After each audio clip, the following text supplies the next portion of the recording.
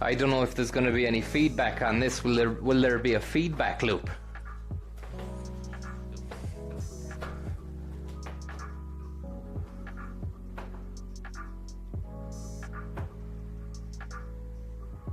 I hope there's not a feedback loop. If there's a feedback loop, we're fucked. Might have to turn down the volume on one of the on the monitor or something.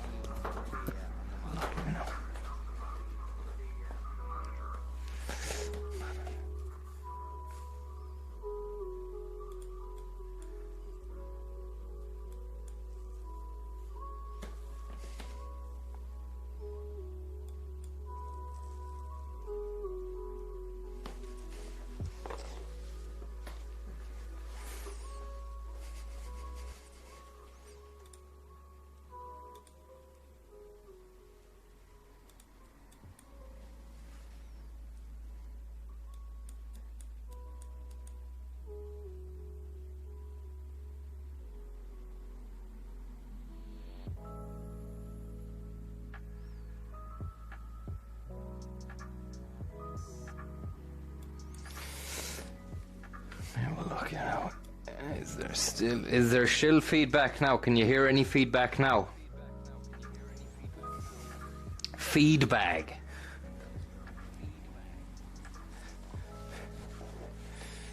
And then, aside from that, I have to try and deal with the fact whether or not this is coming up, this green screen. It's meant to be showing me. Ah, yeah, it's brilliant. It is.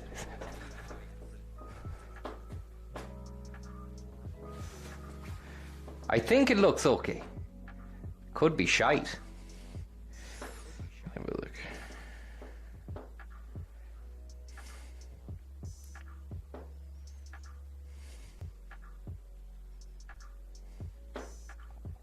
Trippy.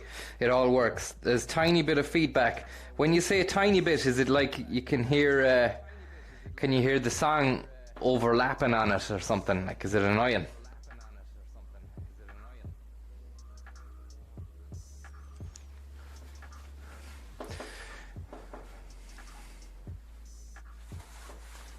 I'm going to try and hold this out open now. Skip that. After 3 seconds, we hear your voice played back. Not annoying. No, it's good. Okay. Echo on voice. Is there still an echo on voice now? Fucking hell, lads. It's tolerable. Shout out to the Beastly man. Very faint in the background. I don't hear it at all. Oh, fuck. Oh, yeah, I know why. Cause, give us a moment there. I've YouTube volume turned up. No fucking wonder, hey.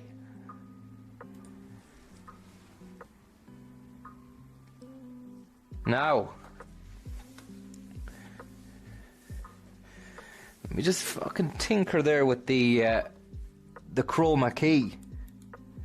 Filters, chroma key. Smoothness, similarity. I don't know, I have to turn that down on default.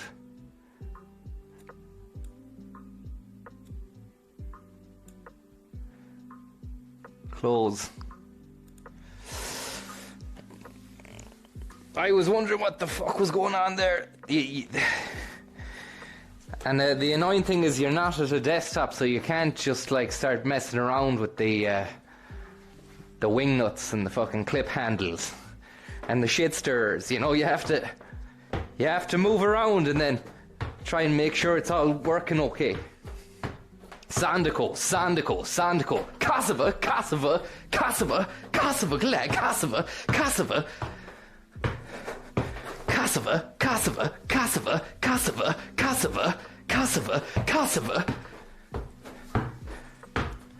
I hope you're doing well anyway. I hope the Kosova's going well with you. It's been a long time no Kosova. Can you hear the beats? Can you hear the chilled out hip hop beats? Seeing behind the airbed? I don't think you're seeing behind the airbed. That never happened. That fucking airbed.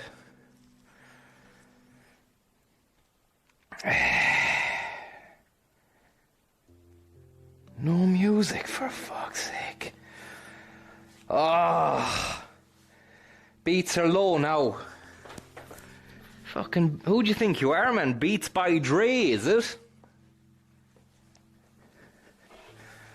Jesus! Thank you very much there, Gaff Tour, for that.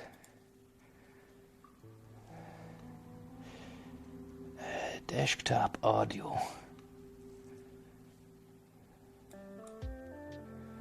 Desktop audio.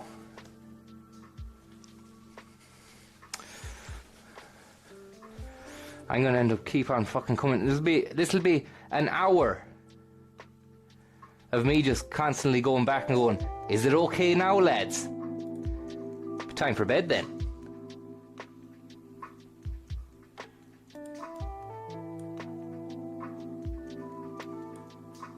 Look, that's as good as you're getting it now.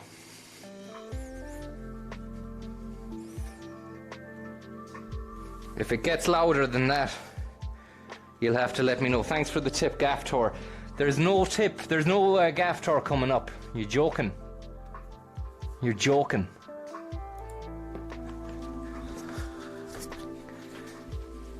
Captain Sack.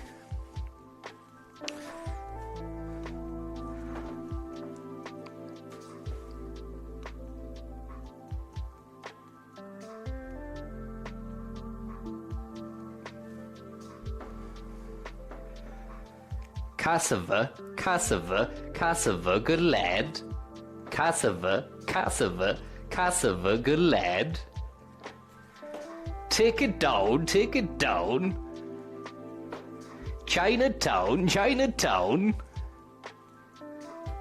Kosova, good lad. Lovely stuff. Snake Charmer.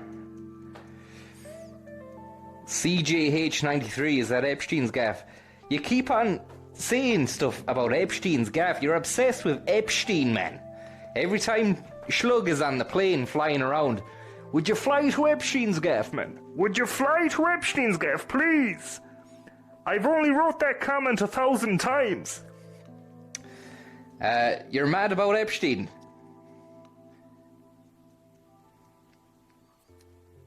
Black site. Slimy sheet.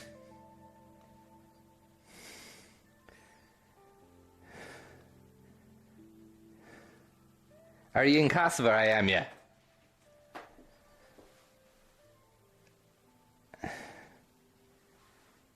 Would you fly to Epstein's gaff, please? Any cans on the go? No cans, no. This is a strictly no can job. No can do tonight on that front. I'll tell you who does have cans. CJ, who's mad about Epstein in the chat.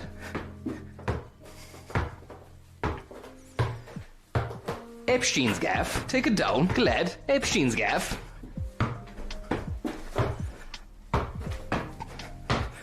I wonder how the citizens and denizens of Kosova are getting on these days. Did they overcome the bad vibes and the war and all that kind of stuff between the Mundus and the Hindis? Do you remember the wars out in Africa? Genocidal maniac jobs. The Hindus and the Wundis, the Barramundis and the Tutsis. It's funny because there was, well, it's not funny, but there was a film called Tutsi with Dustin Hoffman, and it was on one night around the same time that the Tutsis were getting done in by the Hutus.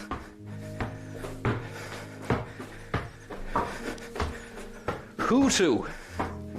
You do, we do.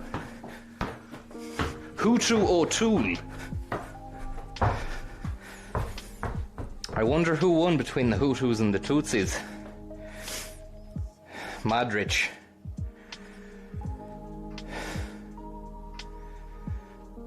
Zulu, oh yeah, the Zulus, the Barramundis. The Rwandans, that's it. Ross Kemp went over and ended all those wars.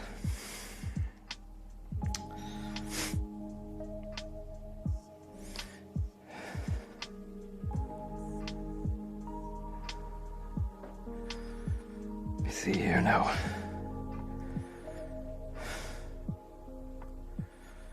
I need to see if someone has sent messages. And then once we get this set up, it'll all work out.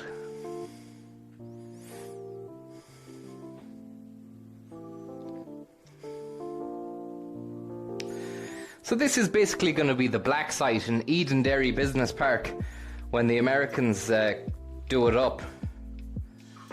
It's going to have one of these green screen rooms in it. It's going to have a hell of a lot of character and charm. Jesus, there's a few people who've chimed in here. Let me see if I can chime back at you. I might have to take breaks here. Oh yeah. Flembag, thank you very much. Kosova Tourism Board, thank you. Yellow Magic Markestra. Tommy Tea Time. Terry Wogan. Voodoo Cross. Stair Chicken, thank you. Silver Pixie, thank you. Samantha Hagar, thank you. And Gav Lyons, thanks very much. And is the missus in? Well, what missus? I mean, sure, you don't know anything about what I'm doing. You don't know where this is. For all you know, this is a black site. You can't bring the missus to a black site.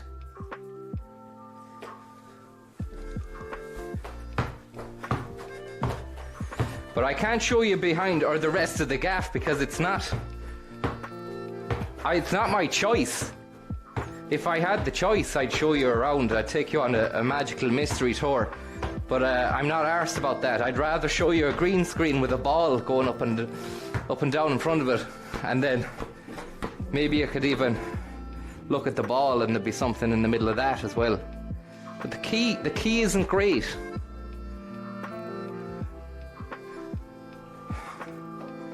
I wonder how we get the key working better than that.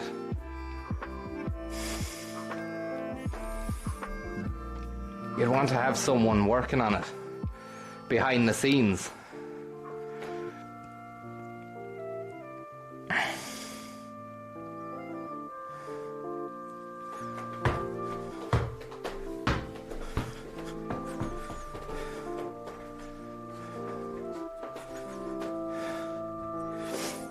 So I was wanting to talk to you about global domination and black sites in County Offaly. Secret black sites.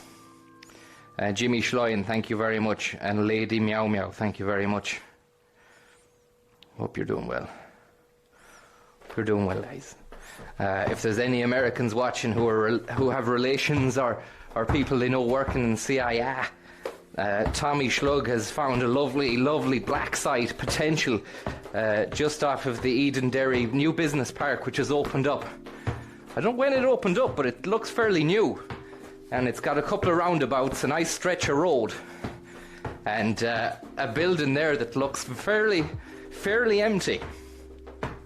He was remarking now that it looked like something from Skynet, Sky Sports. So if the Yanks wanted to move their business operations from feckin'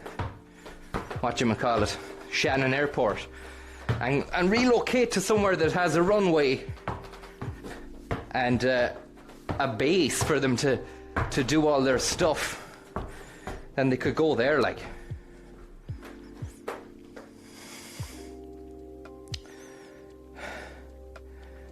Skynet, Sky News. Visual Echo is real 70s flashback. Cyberdyne. Any what's the story there, lads? Anything going on in the world anyway? Do you want my opinion on anything? Ross Kemp could help you. Errol Clive, how are you? Black sites. Yeah, there's a black site. Watch Tommy's stream from the other day.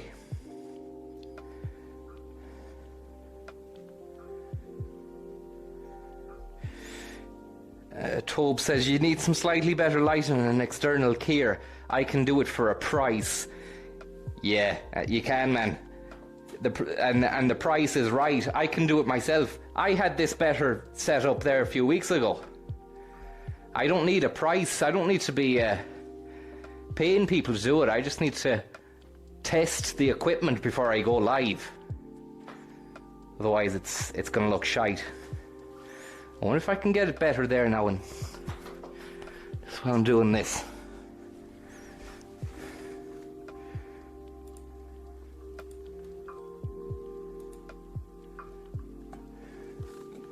Jimmy Schlein, thank you very much. Right, okay, here's this fucking external layer. Live view. Oh yeah. Chroma key, default. Put that to default and see what that looks like. And then go back here.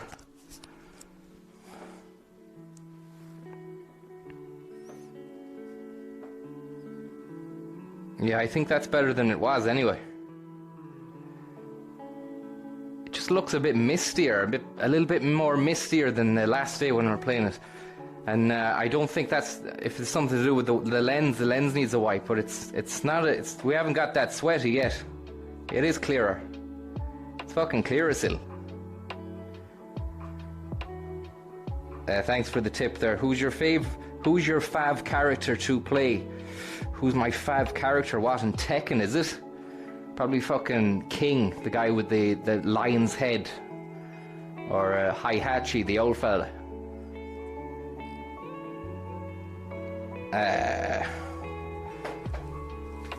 But if it's not Tekken you're on about, if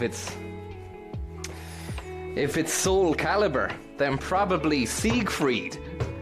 Yes, Siegfried. The lad with the sword. Oh no, I'd alternate between Siegfried and Valdo. Did you hear Siegfried and Valdo had an illustrious career post-fight, post-battle? Lion taming in circuses or in Las Vegas. They actually captured King from Tekken and fucking made him do tricks. And the unfortunate scenario arose where King absolutely growl snatched Valdo's head off. Fucking mauled him, man. That was the last we saw of Valdo anyways. He was a good fella, Valdo. He was a hard worker. What ham is best? Smoked or just normal cooked? Asked Lucy. Well, you really, really, really have to know your ham before you answer that question. And I love ham. I'm not gonna lie. I'm big into that fucking pig. It's a great beast. And it offers some lovely meat. Yeah, I feel a bit bad about the fact that the beast has to die. That you look into its eyes and it's got feelings. But there's no association with that. There's no association when you're at the shelves of the supermarket. You just buy the beast cooked and get on with it. I would say cooked. And that's a personal choice. You might like smoked yourself. In terms of smoked meats, smoked salmon is absolutely exquisite. Cured meat, is that the same? Would cured be the same as smoked? Because I like chorizo. If I was to be any type of cured meat, I'd be chorizo.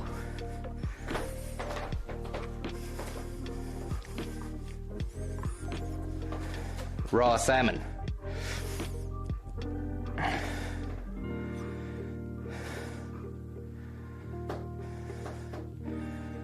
Are you looking forward to watching the coming UK famine?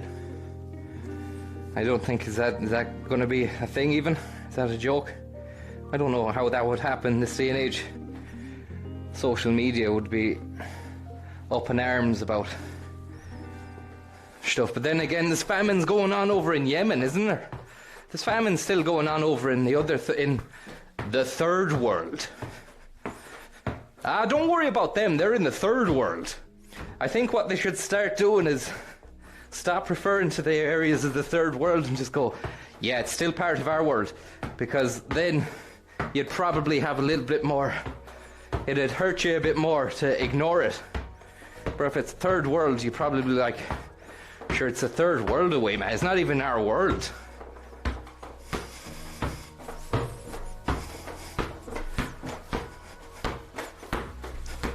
Kosova. I'm sure Kosova was in the third world back in the day.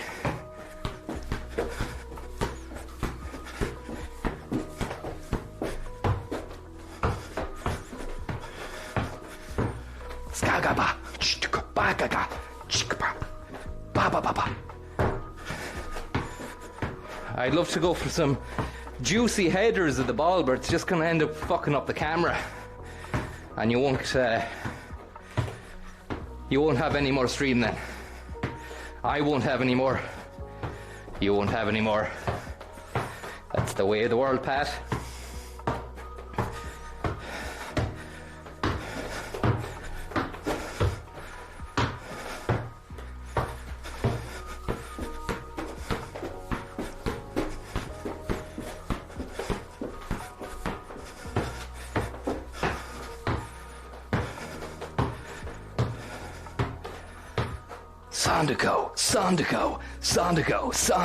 Sandico.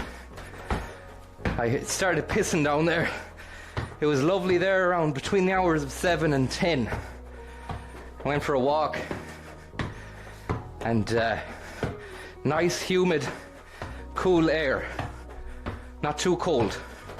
And you have to appreciate it now before it fucks off. It'll be gone in a few days to a week. It'll be back to freezing cold. But I can hear the rain pissing down outside now. So it didn't last long. Twice today a truck full of livestock passed through the town. And it fucking stank the whole town out. The whole town stank. And what was scary was, it's usually the smell you'd smell if you're driving out and you can smell shite being spread, slurry. But this was real live animals in a truck, and it was one of those lorries that had 2 or 3 levels of livestock in the same truck. And that's pretty grim. The smell was fucking shitty enough to elicit a 10-minute wince. I had to close the windows in the gaff. And then when I was out earlier on, it passed through town again. The whole town fucking stank. But I mean, you'd feel bad because what's going on with those animals like that they smell like that? I'm sure they're used to the fucking smelly times, you know. I'm sure they're used to not living in a perfume gaff. But at the same time, it's fucking cuntish for those guys, you know. You know, you'd entertain the idea of going vegan if you dwelled on that shit long enough. But it's like everything. If you think too much on anything, I think there's an infinite amount of negative avenues you can end up going down, no matter what it is that you think about. So, like when they say ignorance is bliss, like it's not. I don't think that's 100% bad thing, that you're an ignorant bollocks, so you're living in bliss, but you might end up being a little bit happier if you're not fully in tune with every fucking injustice in the town and world that's going on with the sheep and the van and the shit and the smell. Do you know what I mean?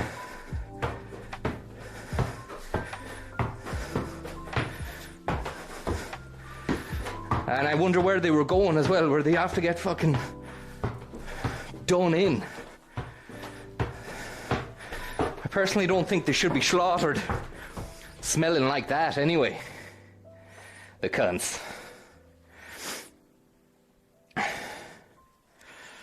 Sorry, there's check. Just in case you've messaged me and I've missed it. Connor Mack, thank you very much. Greg from the States. Shane Lowry, thank you very much. San de Coco. Cup of San de Coco after this and we could fall asleep to the Coco dream. Jimmy Jesus, thank you very much. Real Talk with Francis, thanks. Laura McNamara, thank you very much. Evan Kilban, thank you very much.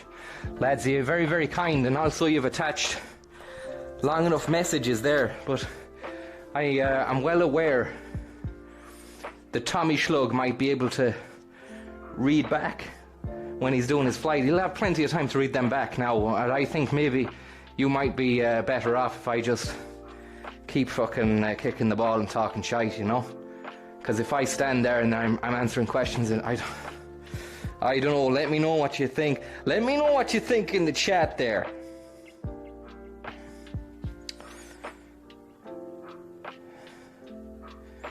Crazy Joe, how are you? Cabrina Sarah, Fadi Ryan. Third world, sub-Saharan, I get you. Okay, I get you, okay. Second world would be more poorer countries, okay, yeah. Very good, very good, very good.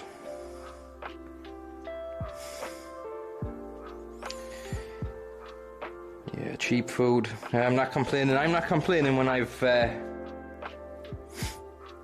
got the fucking the 2 steaks for $5.50 or something in Lidl. I'm not complaining when I've got the 1 kg of mince. Oh, a kilo of mince. For what? £4? You can make up a chili con carne that'll last you a week. You're just eating chili all week. Don't even get sick of it, man. You're not meant to be eating that much red meat. But if you look around the internet, there's people telling you everything anyway.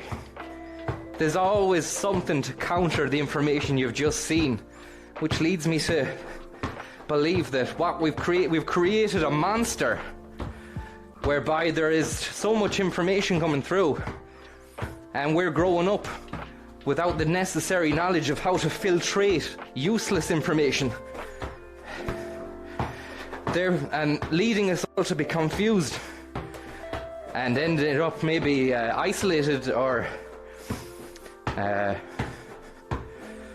what would you say, not paranoid or isolated, but we're connected, yeah, we're connected, but we're fucking disconnected because we've been fed too much fucking shite into our mind pipe. We can't deal with it. Concerns used to just primarily be our own immediate space and vicinity. Like, if you think about the fucking...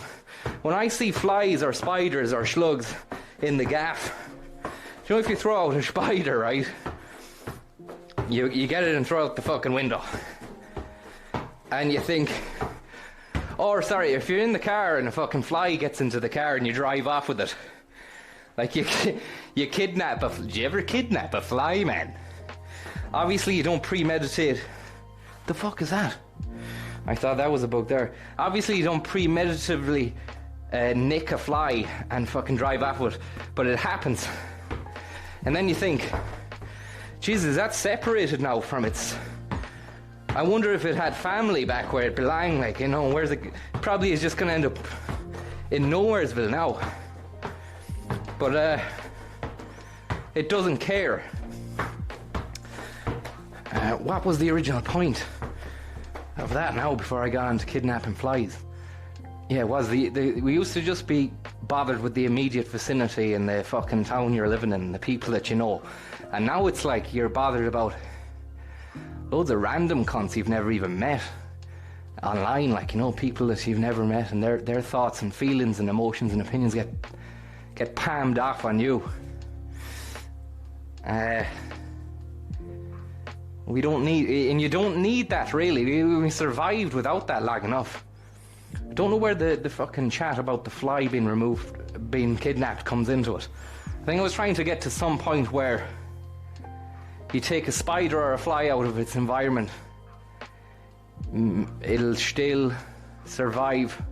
Fuck, I don't know. I thought I was onto something good there with the fly in the, but it actually turned out to be shite talk. But it might come back to me later on anyway.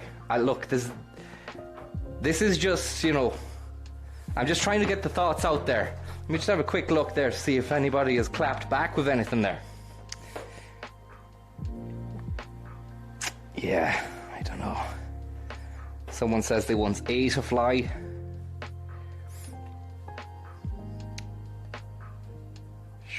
But anyway, I don't want to be fucking bringing anyone down anyway. It's class as well at the same time, like, you know. I mean, yeah, you used to just be concerned with your immediate vicinity, and now your mind is open to a load of other shite. You know, you wouldn't have been able to do a Sandico fucking 200 with a green screen back then. Just going Kosova, Kosova, Kosova, Kosova, Kosova, Kosova, Glad, Kosova, Glad. That would not have been a possibility. But now it is. And boy, how glorious it is. Oh boy. We can even go up to the wall here. We'll do a little bit of stuff over at the wall here. Like that. We'll do a little Kosova off the wall like that. Sure, Chaffee.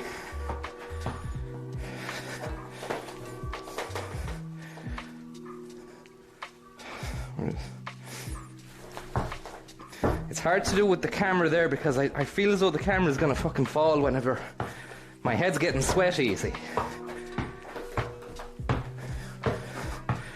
Sweaty header.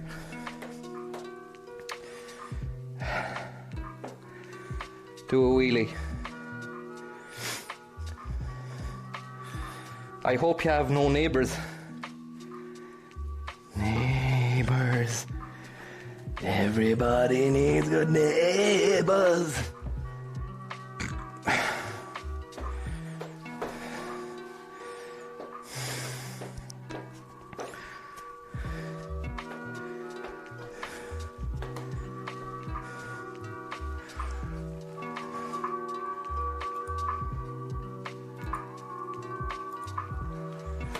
Silver Pixie and Zurich is stained.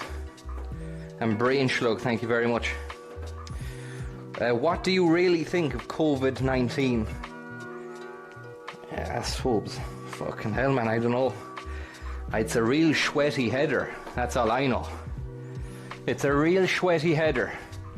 Was I on about the last day? Was I shiting on that I think that it possibly was or is a made-up thing? And that, yeah, I see, I don't want to, I was already going on about the internet again, being all like, oh, it's terrible and stuff. So now if I start going on about COVID, I don't want that to be a downer as well, but, you know, you can really start to go down some fucking dark avenues on that one as well.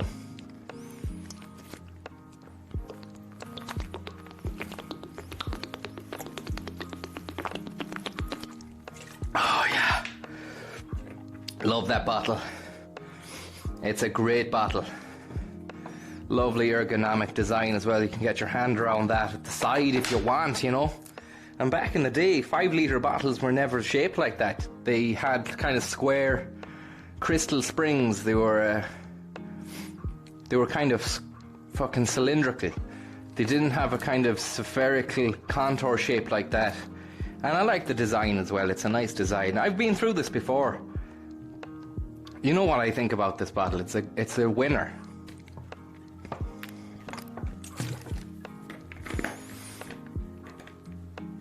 But after 9/11 there, not the anniversary of the day, but the actual 9/11 in 2001, there was all the ruminations about what the next kind of terror event was going to be. And they were saying dirty bombs, all this kind of easily attainable plutonium and shite, uranium and depleted uranium and shite like that. But other people were saying that you can get the fucking genome to the Spanish flu and just modify that. Pardon me. Sorry, but I went. You can maybe we just haven't got to that stage yet, but maybe this is the stage we're seeing now, where you just modify the fucking genome to a previously destructive flu that fucking killed the world, half the world or whatever, and modify that, and then you've got a brand new flu. So I don't know. But there was some philosopher book, Malthus or something, saying that it's just like the world will. There always needs to be population control and shit like that. So this sort of stuff is natural, or I don't know if it was him. Maybe he said something to that effect. But there's another fella called Lovelock, which sounds like headlock. But it's not. Instead of putting your head in a lock, you get someone's love in a fucking lock and you squeeze it until it submits to you. Presumably becomes yours then. But Lovelock had a theory called Gaia theory. And everyone said, you're talking shite, man, back in the day. And the Gaia theory was like, it was a world that we're living in just is a self-regulating, I don't know, organism or something, where all this stuff that happens, COVID-19, is just a natural thing, and it was meant to happen. So the world will regulate. If there's too much of one species doing destruction and all that kind of stuff, it'll all even out through means which we will think is an injustice. And not great, but at the end of the day, that's just the way it is. So it's either like that this is all fucking natural stuff, and what's more, to be expected, or you never know, some fucking brain boffin with the Spanish flu genome maybe started doing modifications on that. It doesn't even have to be the Spanish flu. It can be some other fucking flu that they've got a hold of and gone, we'll tweak it here, we'll tweak it there, and then we'll release it here. And where will we release it? We'll release it in China, then we'll blame them. Do you know, that kind of a way? Dangerous game to play though, because you think, why would they fucking do that if they're going to do that? Because they don't really know how devastating it could be.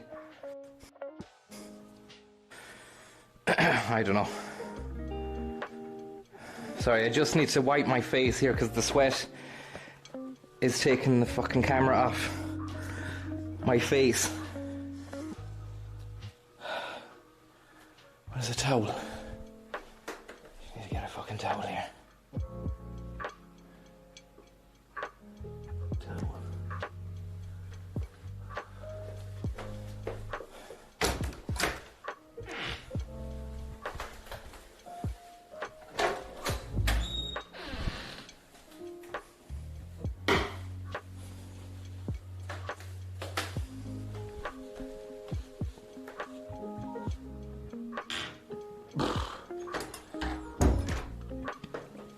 I think someone was saying there overpopulation is a myth, but I mean, it's not, is it? I mean, if you have loads of people on one strip of land and there's too many people to fucking live on that strip of land, then it's overpopulated, isn't it?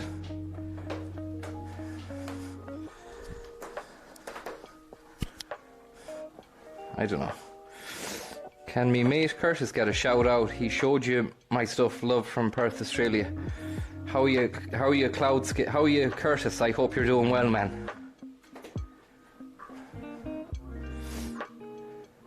Are you excited for the GeForce 3000 series out tomorrow? I don't know, is it gonna be a fucking a keynote event that we could stream live and laugh at? Like the PlayStation 5, because then maybe.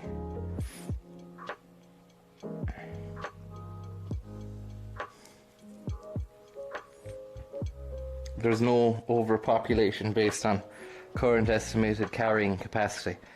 Yeah, I know currently there isn't, but in the future there could be, like, if there's loads of fucking people everywhere. But I mean, there is lots of land, like, there's loads of uninhabited land.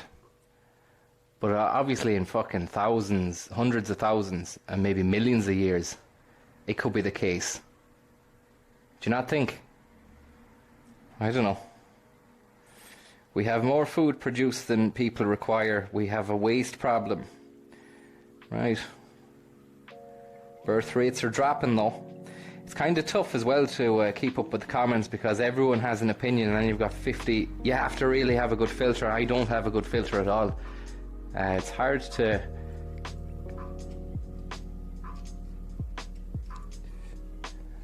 We aren't getting there. I'd rather switch off sometimes, you know, rather switch off and just fucking kick the ball around and forget about it all. Or watch football and just be content with bread and circuses. I mean, what's to lose, like, you know? Leave all that ideological bollocks and the worrying about the future. I mean, of course, be conscious and try and be nice and be sound, and don't contribute to the downfall of the planet. But I mean, you're born into a fucking time and a place, and you're a product of the time and the place. You know, you just gotta fucking try and find what makes you happy, because if you don't, you spend a lot of time focusing on the negatives and you'll be fucked. There is no end to that negative thing, because you'll end up finding a new thing after the thing you thought was the big thing. Even if you have any sort of victory, whether it's political or whatever, you'll just it's a never-ending train of cuntishness. Cuntish Mayfield. Cuntish Mayfly. Was I telling you about the Mayfly? Who's asking for you? So I got this volleyball here for a softer wall impact. But it makes a louder sound, I think.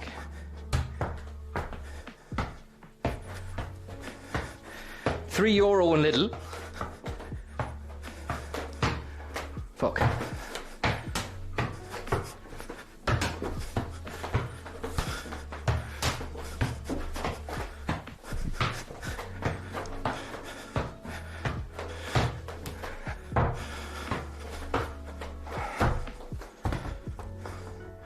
That's got a nice key to it as well, and it's a yellow ball. It's got a nice trippy fucking vibe to it, that screen. Sorry about the swearing.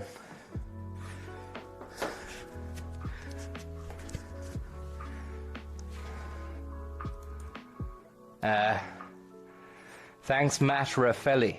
Cheers from a Kosovarian, or whatever the fuck we're called. P.S. Te Dua, which means I love you.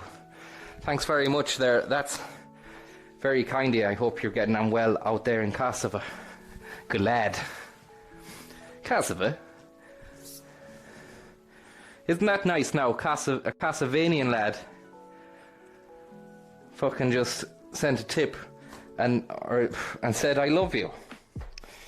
Kosovan, we'd probably say Kosovan.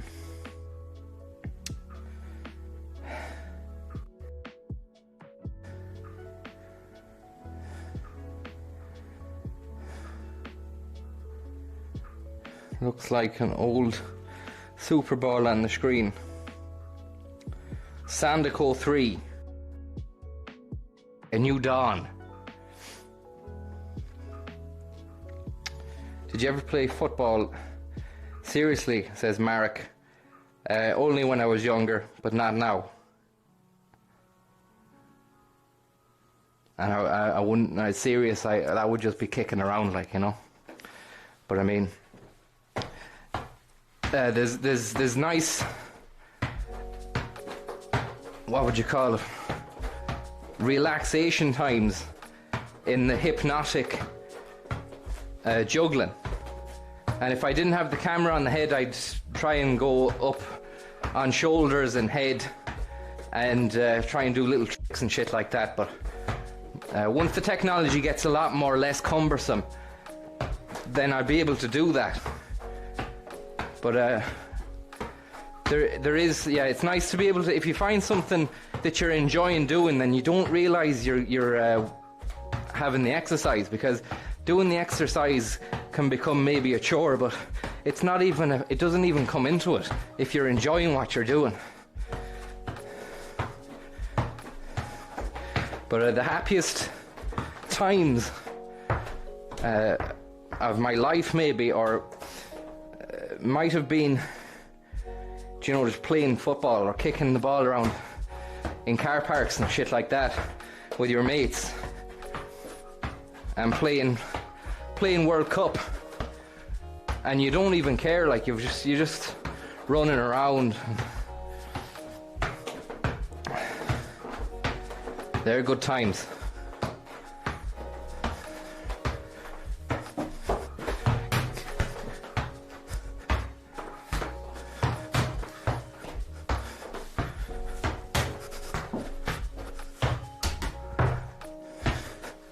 Great times. Times are gone now.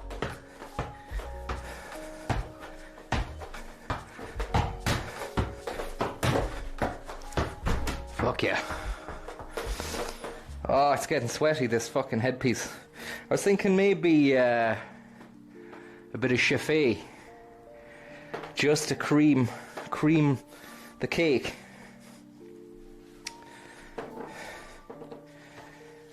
Do you miss Viper's Vapors at all? Not really, no. It was a head wreck. It was a head wreck to Mundo. Have you ever tried to keep a fucking vaping business afloat? It's cutthroat. Every town has like 10 of them now. Vape shops are the new hairdressers in the fucking... Or they're new, thank you very much, Lunar Sky and the Bullet, or the Sun, or the Can, thank you very much. They're everywhere, which makes me think, what's going on in there? How did vape shops become so prevalent?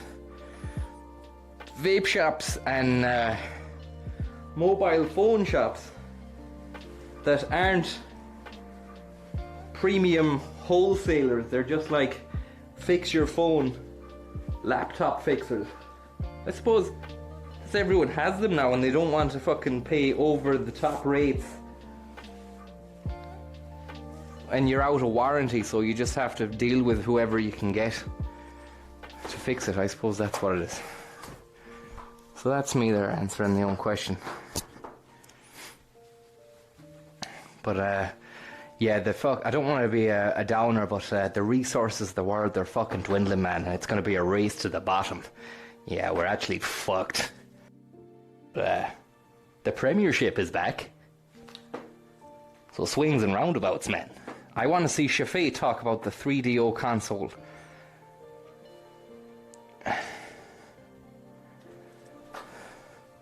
I'm going to go back to Sandball. Oh no, I'll stay with this. Stay with this. Sandball 3. You can get this in Lidl. It's €3. It's a nice job. It's light. It doesn't really break the bank. At €3, it doesn't break the bank. And it won't break your toes either.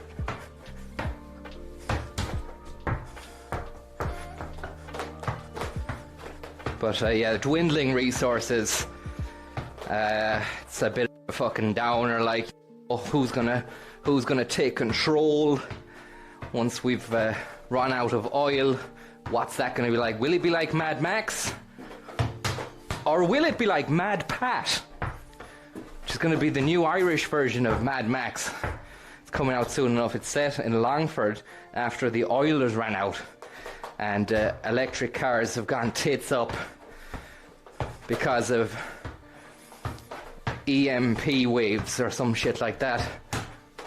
Whoa, nice bit of left foot control. You love to see it, because it's such a rare collector's item.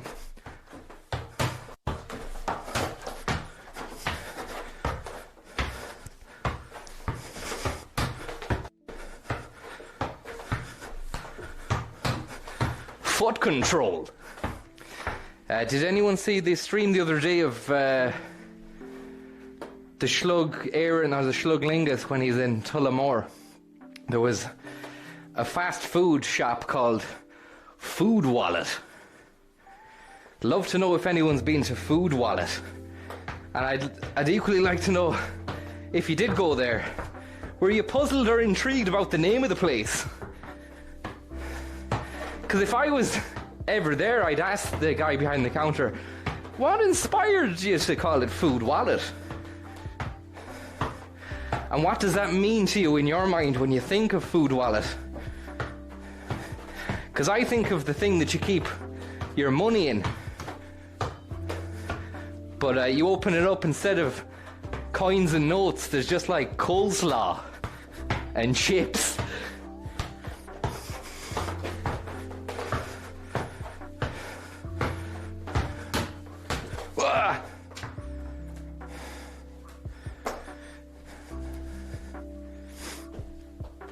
Ham wallet. I know some people explore prison wallets, yeah. Would it be your belly? Yeah, the food wallet would be your belly. Trueborn 44, how are you? I've just stumbled across this madness. There's nothing mad about a Trueborn. It's just a man in a room kicking a ball around with a green screen and then an elaborately set up camera with a chat functionality so you can read the fucking thing. This is everyday stuff. This is 2020 Trueborn. Chaffee owns Food Wallet. Yeah, I hoovered the carpet, J-Bob. J-Bob there saying you hoovered the carpet. It looks nicely hoovered. It'll need another fucking Henry, another run around with the Henry later on. And look at this, it's a real soft touch. There's no noise out of it, it's just all day ball. It's all day ball. You could go all day with this. It's a real pleasure. It's a real pleasure, but you won't burn as much energy. It's not all about burning energy, it's about having fun. If you're not having fun, you're not going to burn the energy.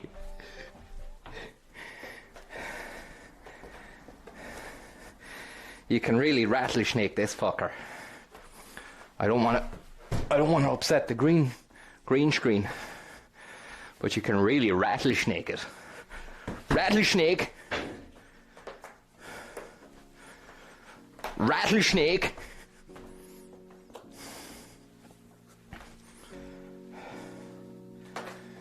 Five aside.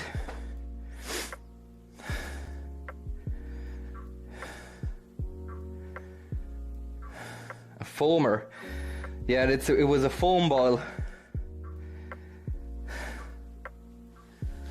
Soft cabbage. Just have a little look at the news there and see if there's anything we've missed out on. Man on centre of roof, thank you very much for your tip. The bullet. Or the cano, yeah, I already seen that. Look here.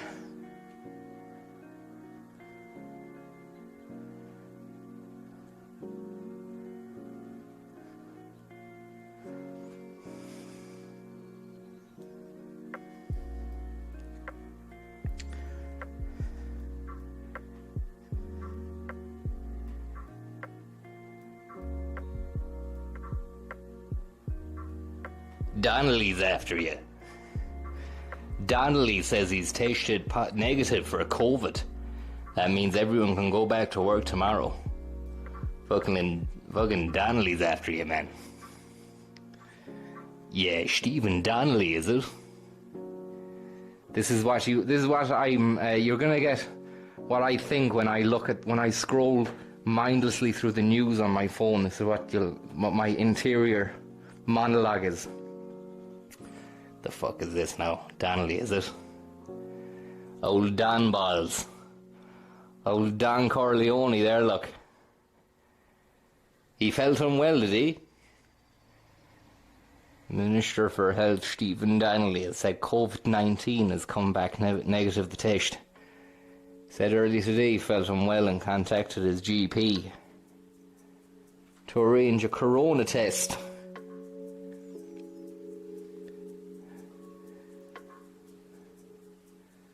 He had a mild cough, was it? Sounds like he was trying to pull a sickie and he got fucking rumbled. Yeah, Donnelly, we know you're game, man. You're feeling the pressure as the health minister, is it? Is he the health minister now? There he is. You're feeling the pressure now, hey, after the blunderguff about the trampolines. And you wanted to pull a sickie. But we know your game, man. We know your game.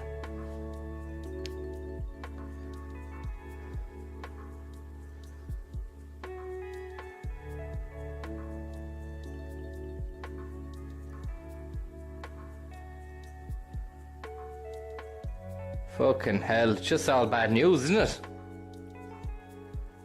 Is there any good news, like, about fucking kittens getting rescued in trees or something? Or if kidnapped fly found safe. Kidnapped fly recovered safe and is doing well. Glad to be back with family, says fly.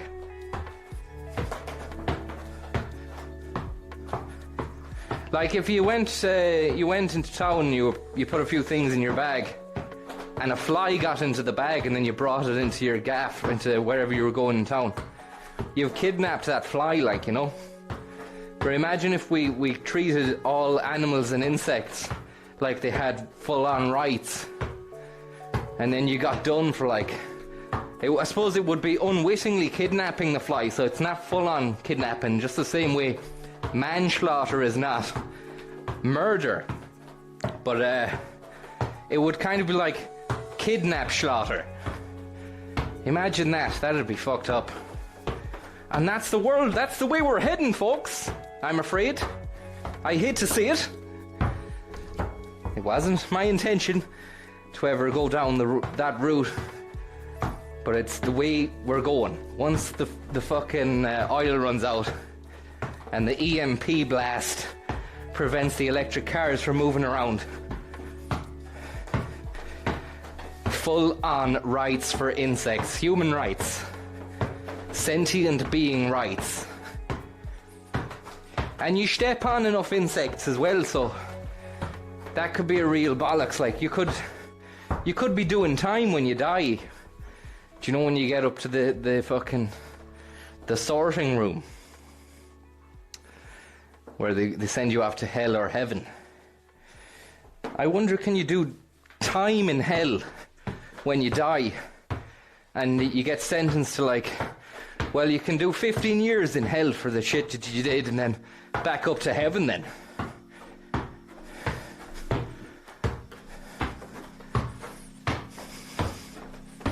Does heaven have any justice system as well? I wouldn't like to be up in heaven and then get fucking done over or scammed.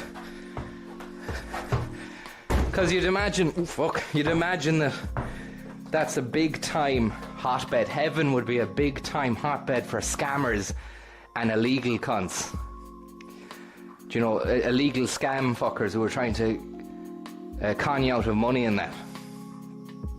Because you're up there having a good time, you're carefree, there's no bad shit happening. You're on a cloud every day, you're just sitting on the cloud reading the paper, drinking cocktails, getting steamed. Your guard would be down. Which makes me think of some scam emails I got.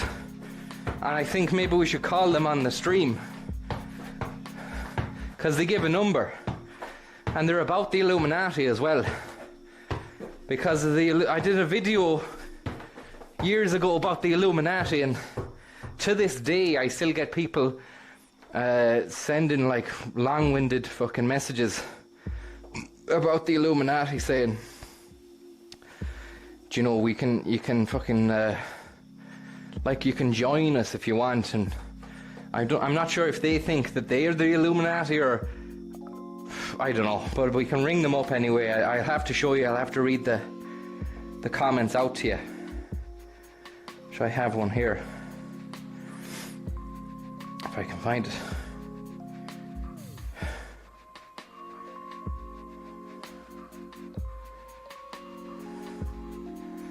Yeah, this is a mad one here. I won't read you the number anyway, but this was one comment I got 3 days ago from a fella called Wilson. And it says, how Illuminati Brotherhood make me rich and famous. I am a member of the Illuminati Brotherhood. I want to give thanks to Wilson, I'm not going to say his surname, for what he has done for me. He changed my life. He bring joy and happiness to my life. I am living a good life today because of the Illuminati Brotherhood. I have been try all my life to join the Illuminati Brotherhood. I was scammed so many times, but I still do not give up, because when you give up in life, life will also give up in you. If you have been scammed so many times, my advice for you is not to give up, because the Illuminati Brotherhood is real. I joined the real Illuminati. It's like the real IRA instead of the... Anyway, paying the real Illuminati. This is a new kind of provisional Illuminati. Paying just $300. Here's the hard sell. I only paid $300 to join the Illuminati. I want you all to know today, if you do pay money to join, my advice for you is all to make up your mind and join the Illuminati Brotherhood. When my initiation process was completed, the benefits amount which was given to me is $1 million to start a new life. This is the reason why I cannot stop hailing the Illuminati Brotherhood. If you are in any kind of problems or you in support of in life, my advice to you is to join the Illuminati Brotherhood so that all your problems can be solved in life. To join the Illuminati Brotherhood, you can WhatsApp him on, and there's a number there, or email him on this. So we might give that a ring and see.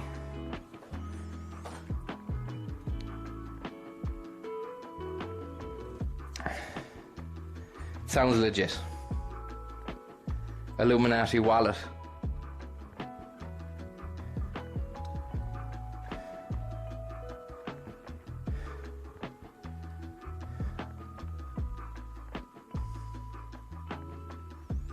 Okay, it's midnight. We'll see how long. We might ring that up now and see.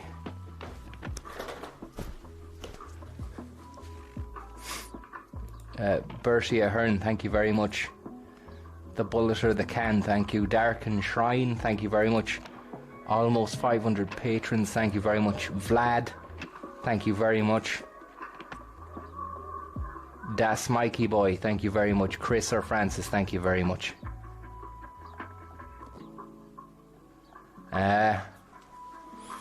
Okay.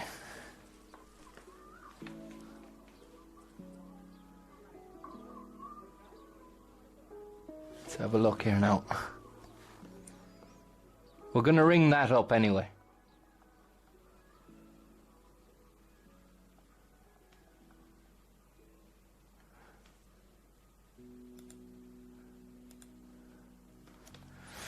Ring it now. If I ring it now actually on this.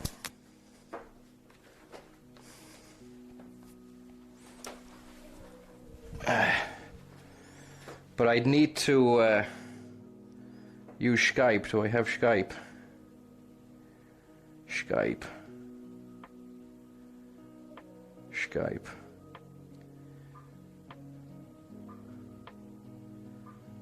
have a look here.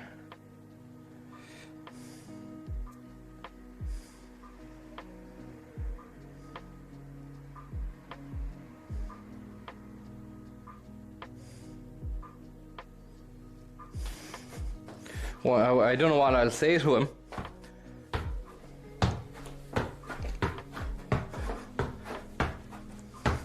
He wants $300 is what he wants anyway. Will he get that? That's the thing. I don't think I'll be arse giving him $300. Maybe I could send him a $5 and then say I'll ring you back tomorrow with the rest, because that'll give him a kind of a vibe that I'm actually in. we could even get him to do different things for the money.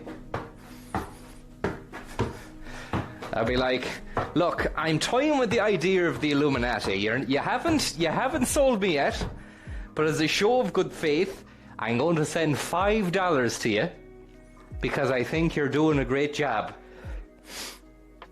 I think you've earned it with that message that you've copied and pasted to everyone on Illuminati-based videos on the internet. Butter him up.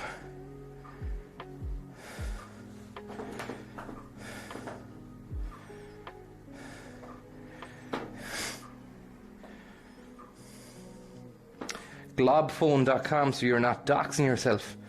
Oh man, there's more stuff, is there? There's another thing. Is that an app? Globphone. Globphone app. Shit. I was just gonna use Skype.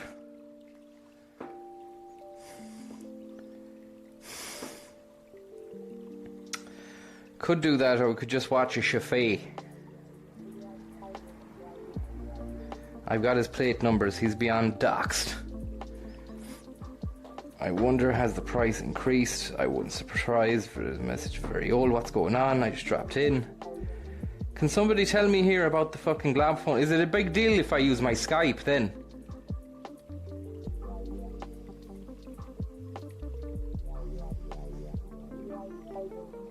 I know Skype will work, I just wasn't arsed about people fucking... Anyway, I'm just going to use Skype. I'm not worried if he has my number because he can just ring me back again. But then again, these guys, if they know who you are, then any information they have on you, they could use against you.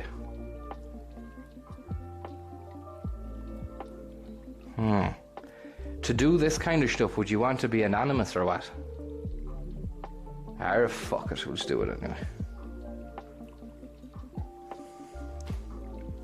I'll even tell him to look at the fucking stream, sure. I'll say that you're on the stream now, we're calling you, man.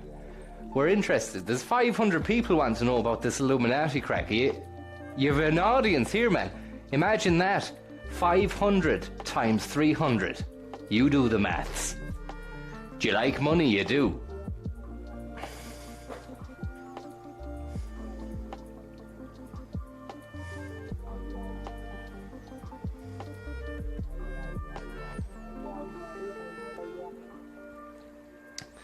Someone saying, Super Ted saying, prepare for a bit.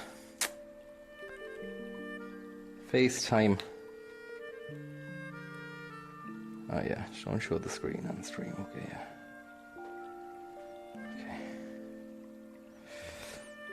Okay, we sign in here. Sorry, sign in here.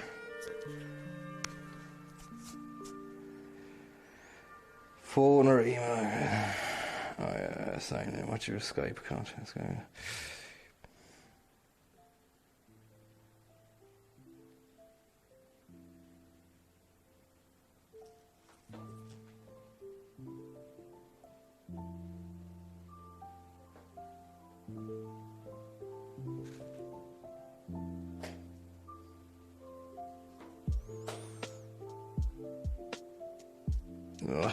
Skip. Continue. Allow.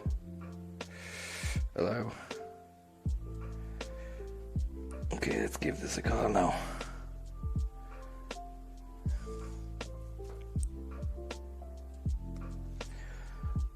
Oh fuck. Okay,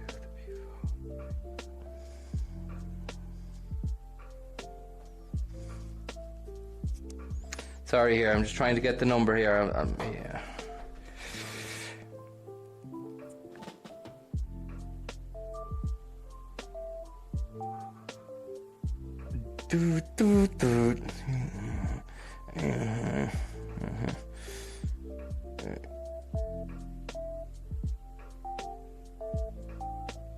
It's a Nigerian number anyway. New 911.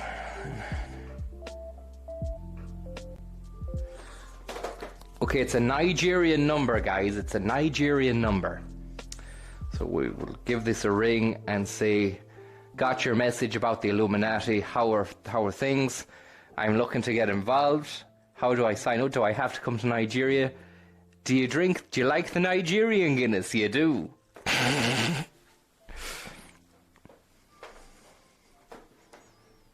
How'd you do the fucking...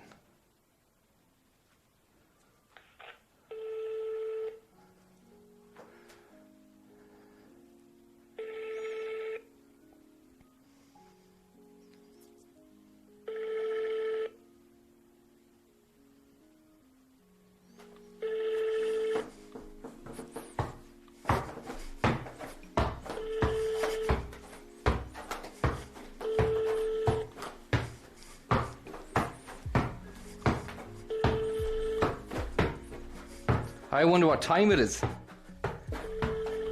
Over there.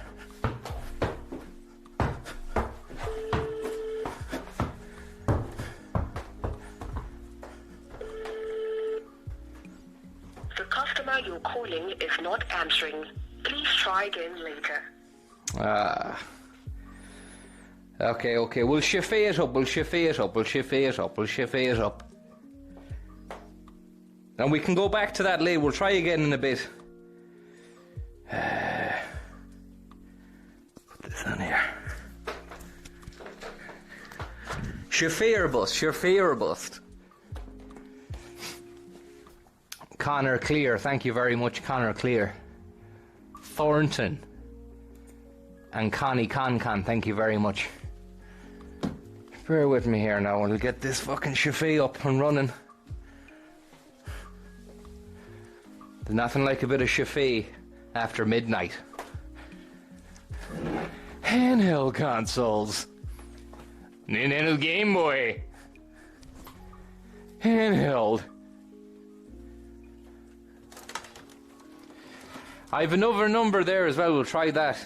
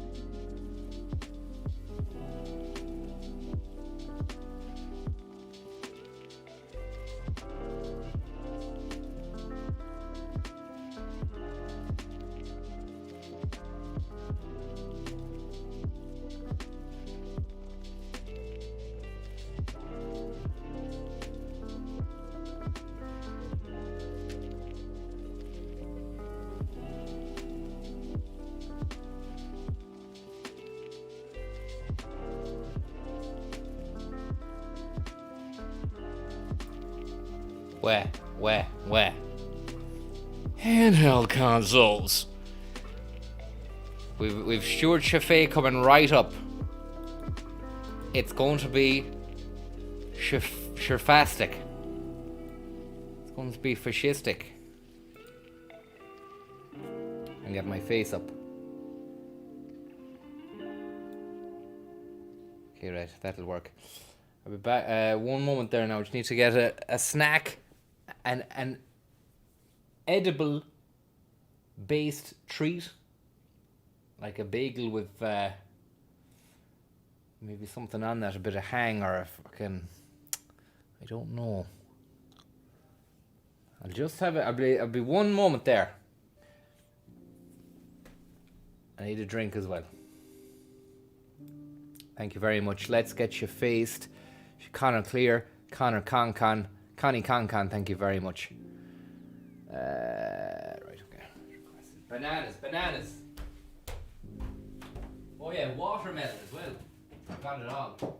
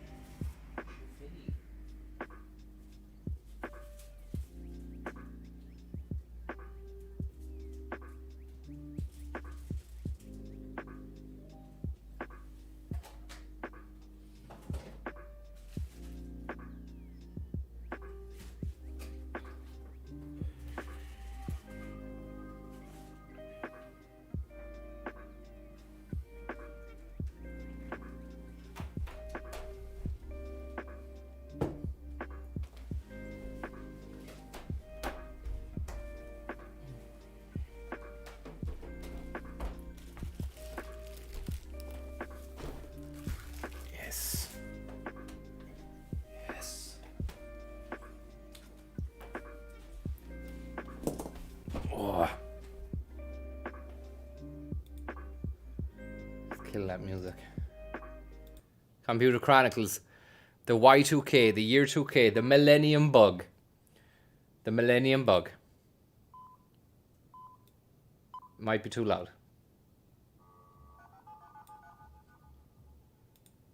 One moment. Turn this up so I can hear it. Sorry.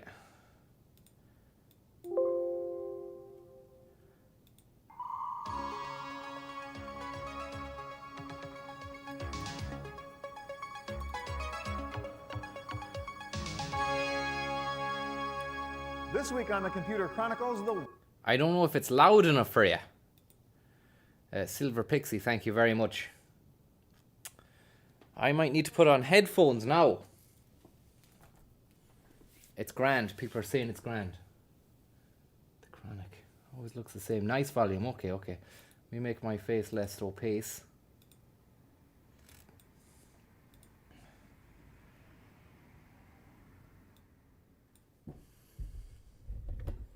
Move this microphone closer here.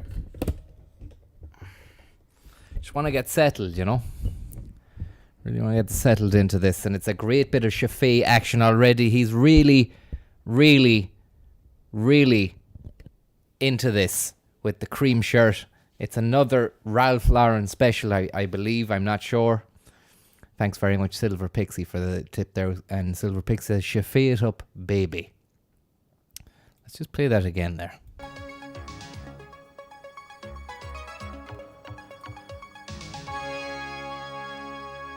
This week on the Computer Chronicles, the Y2K problem. We'll show you how to check your computer's CMOS and BIOS for possible year 2000 glitches. We'll look at some software that examines your applications and files to make sure they're Y2K compliant.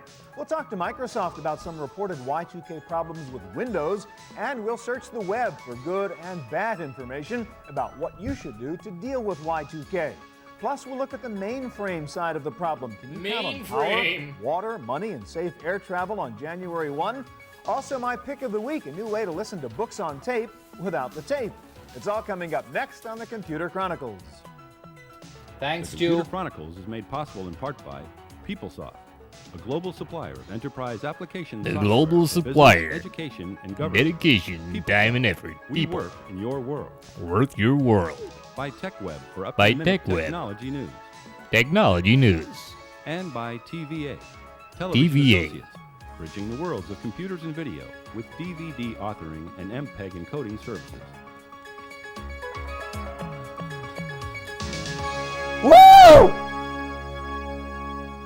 Hi, and welcome to the Computer Chronicles. I'm Stuart Chaffee. Y2K, we've been hearing about this computer problem for a long time now. The question is, how serious is it, and what, if anything, can you do about it? If you don't think this is a serious problem, let me show you Exhibit A. There is a rather large global company called Shell Oil, and you would think they have the computer resources to deal with the Y2K problem.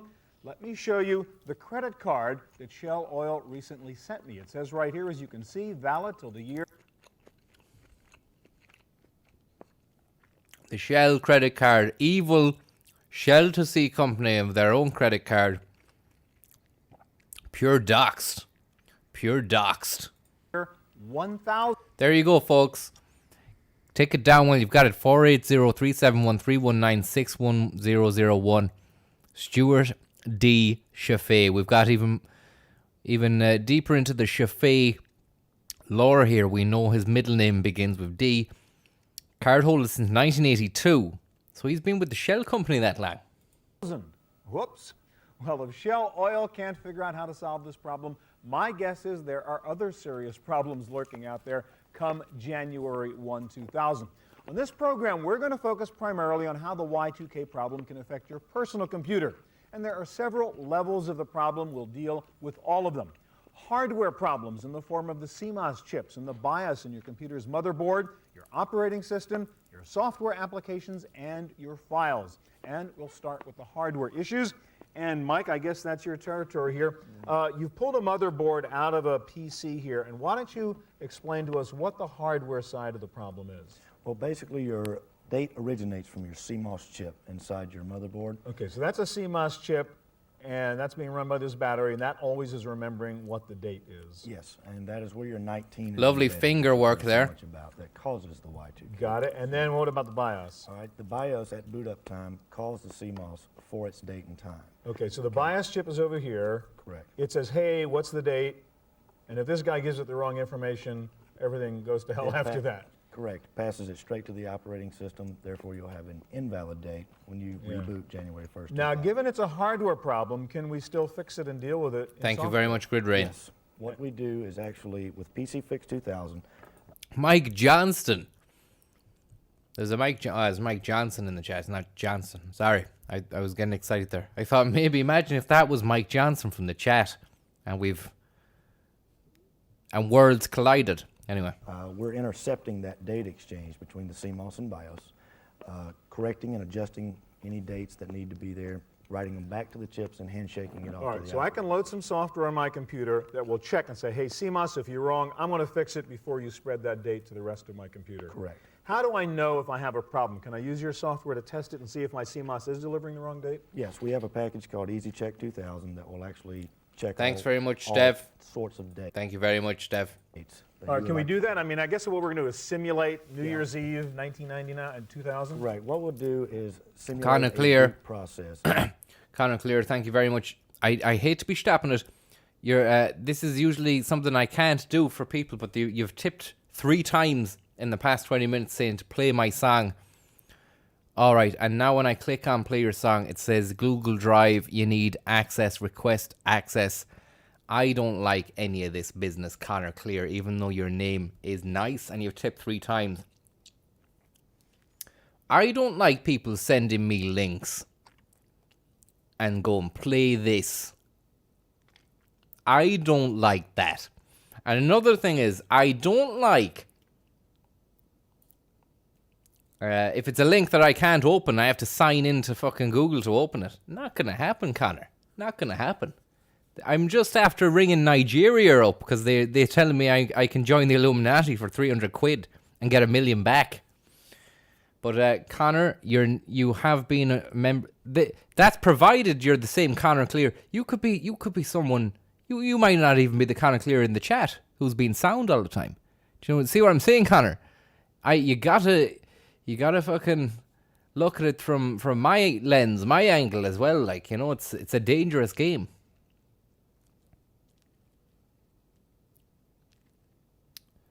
Yeah, upload it. Connor Clear. Jake Butler says, tell him to upload it. Why don't you upload it, Connor? Why do you need me to sign into a web-based program to try and access your file? I'm sure when I sign in, that's not going to be dodgy, is it? I sign in with my details and you get my you get my details then. On your bike, Connor. On your bike. See you later. Thanks for the tip, though. And Anguish Panda, thank you very much for your tip. Very, very kind of you, Anguish. And there's no dodgy link to click there. You're not pressurizing me to click a link where I have to I have to sign in with my web details. You're joking. You want me to sign in to see your song? What planet are you living on, Connor? Planet Mars, is it? Go on your bike, Connor. Go and cycle your bike off to Mars, Connor, if you can. Maybe get in touch with Musk. Maybe give fucking Elon Musk and Grimes give them a tip and ask them to play your song. He can get you to Mars faster than I can. Go on, Connor. Go on. Thanks very much for the tip, though, Connor. Sorry for breaking that down into that kind of making a joke out of it. But I mean, that is where we are at this point. This is a Francis Higgins stream. That's going to happen, and not all jokes will land. Not everything said will be funny. Not everything we watch will be good crack. But that's the risk you run when you watch the stream. Do you get me? Thank you very much there. Would you shift Shafee? Thank you very much. Shite Guides, and I can see clearly now. Thank you very much. Let's have a look at this. It's interesting stuff. It's about the BIOS in Windows 98. And look, if this breaks down and it's not as good, we can play a bit of... the whole reason we got into Shafee in the beginning is because I bought this program. Software. Sorry, my volume is peaking there. I bought this software off of eBay to play its Compton's 3D World Atlas Deluxe. That's on the agenda. I downloaded, I'll tell you what else I downloaded, Voyeur, the game. Do you remember we were watching that on Computer Chronicles? Voyeur. And Shafee was... So we got a bit of a Peeping Tom game here. This is like a Peeping Tom... through the looking glass, through the rear window Peeping Tom game. It's a Peeping Tom based handheld sandbox exploration game. Well, I downloaded that. That's in the bag. We've got that. We've got 3D World Atlas. Let's just go along with this here. Connor Clear, remarkably silent in both tip box and chat box, which kind of has made me feel a little bit vindicated on my decision not to put in my web-based details to listen to Connor's song. Connor, on your bike. Go on. On your bike, Connor. We'll rewind there to the BIOS bit.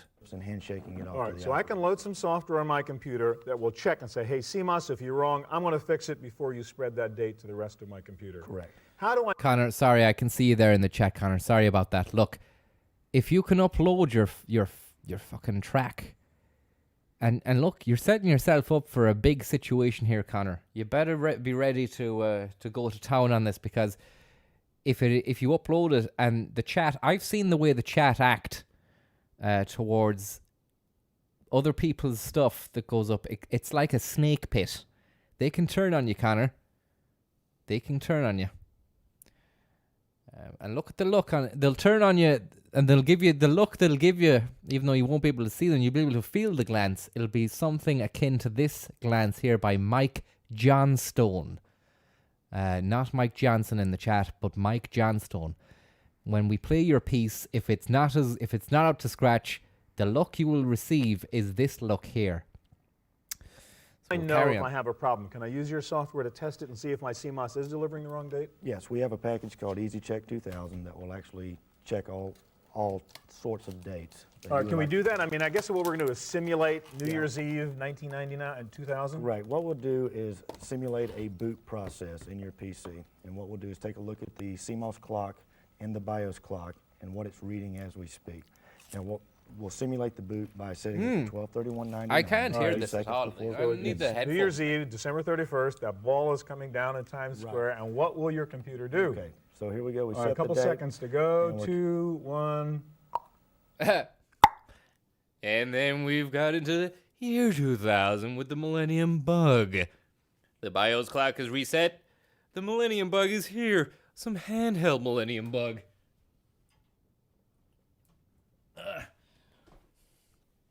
The Millennium Falcon. Let me just see this now. I'll change the volume setup on my my thing, my OBS. This is some really interesting stuff I'm doing right here. Okay, then we go here. Advanced audio, no, turn that off. We don't need that, but we will change the properties to fucking speakers there, and then we put that there, and then if we can play that, And our CMOS. lovely stuff, lovely stuff. It's all working out. It's all working out now. It's all working out. Use your software to test it and see if my CMOS is delivering the wrong date? Yes, we have a package called Easy Check 2000 that will actually check all. Jeez, no wonder I couldn't hear this guy. He's very low speaker. He's a low voice speaker. Very easy. We got a southern drawl line there. We got a package container for that. You got your BIOS chip. When you compare it with the real heavy cadence and candor, if that's even a word, of Stuart Chaffee, this guy is not even in the same league. He's not even in the same ballpark. He's not even playing the same sport as Chaffee. You can't go toe-to-toe presenting something with Chaffee and talk like that. Can we do that? I mean, I guess what we're going to do is simulate New Year's Eve 1999 and 2000. Right. What So we'll we're do- going to simulate New Year's Eve 1999 2000. Choose one of them. Choose one of them, Stu. But we're not going to simulate it because obviously this is where you wouldn't want to be at 1999, a minute to midnight, looking at your fucking computer. You'd want to be at a party or something. But this is where we are on Computer Chronicles, is so let's have a look. Simulate a boot process in your PC. And what we'll do is take a look at the CMOS clock and the BIOS clock and what it's reading as we speak. Now we'll simulate the boot by setting it to 12/31/99, just All a right. few seconds before So midnight. it's New Year's Eve, December 31st. That ball is coming down in Times Square, and what will your computer do? Okay, so here we go. We All set right, a couple the date, seconds to go. and we're- 2, 1. Whoops. and our CMOS clock went to 1900. Now, the Whoops. BIOS somehow still said 2000. Correct. On most It's post a lovely little whoops. That's going to be soundboarded. We're going to have a brand new soundboard clip of that for future streams. I'm going to use that whenever somebody makes an embarrassing comment or something happens. And we can 96 use that to machines, the highlight BIOS that is- and somehow- compound the embarrassment. So here we go. We All set right, a couple the date. seconds to go. and we're- 2, 1. Imagine this. Somebody says something in the chat about what's this shit stream? It's fucking rubbish. And then you'll just hear this. I'll just go, uh-oh, someone's just said something in the chat like that. And then this. Whoops. And then what we do is we go to that, we highlight the comment, and we drag it out over hot coals for a few minutes. Great crack. And our CMOS clock went to 1900. Now, the BIOS somehow still said 2000. Correct. On most post-96 machines, the BIOS is correcting for the 1900 in the CMOS. But we could still have a problem if an application is directly accessing Correct. the There are CMOS chip. applications that do that, and there's Windows NT operating system does that as well. So my computer, or many apps on my computer, are now going to think it's 1900, which is wrong. So things will get screwed up. How do I fix it?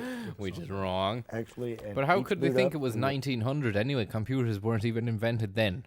We'll execute PC fix at boot up time, apply our algorithm, retrieve the date, And now the CMOS says 2000. and correct. All right, the so date. you've got a kind of memory resident piece of software that's constantly going in there correcting that problem. No, it does not remain in memory. It doesn't. Doesn't take up any resources. Doesn't conflict with any software. But somehow it just permanently fixes that problem? It does its job at boot up time and then goes away. Yeah. Let me ask this now. Why? Boot up time and goes away.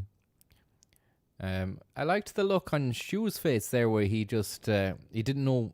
I think he was pretending that he didn't know what was going on. There was a bit of silence, which is very uncharacteristic of Shafee.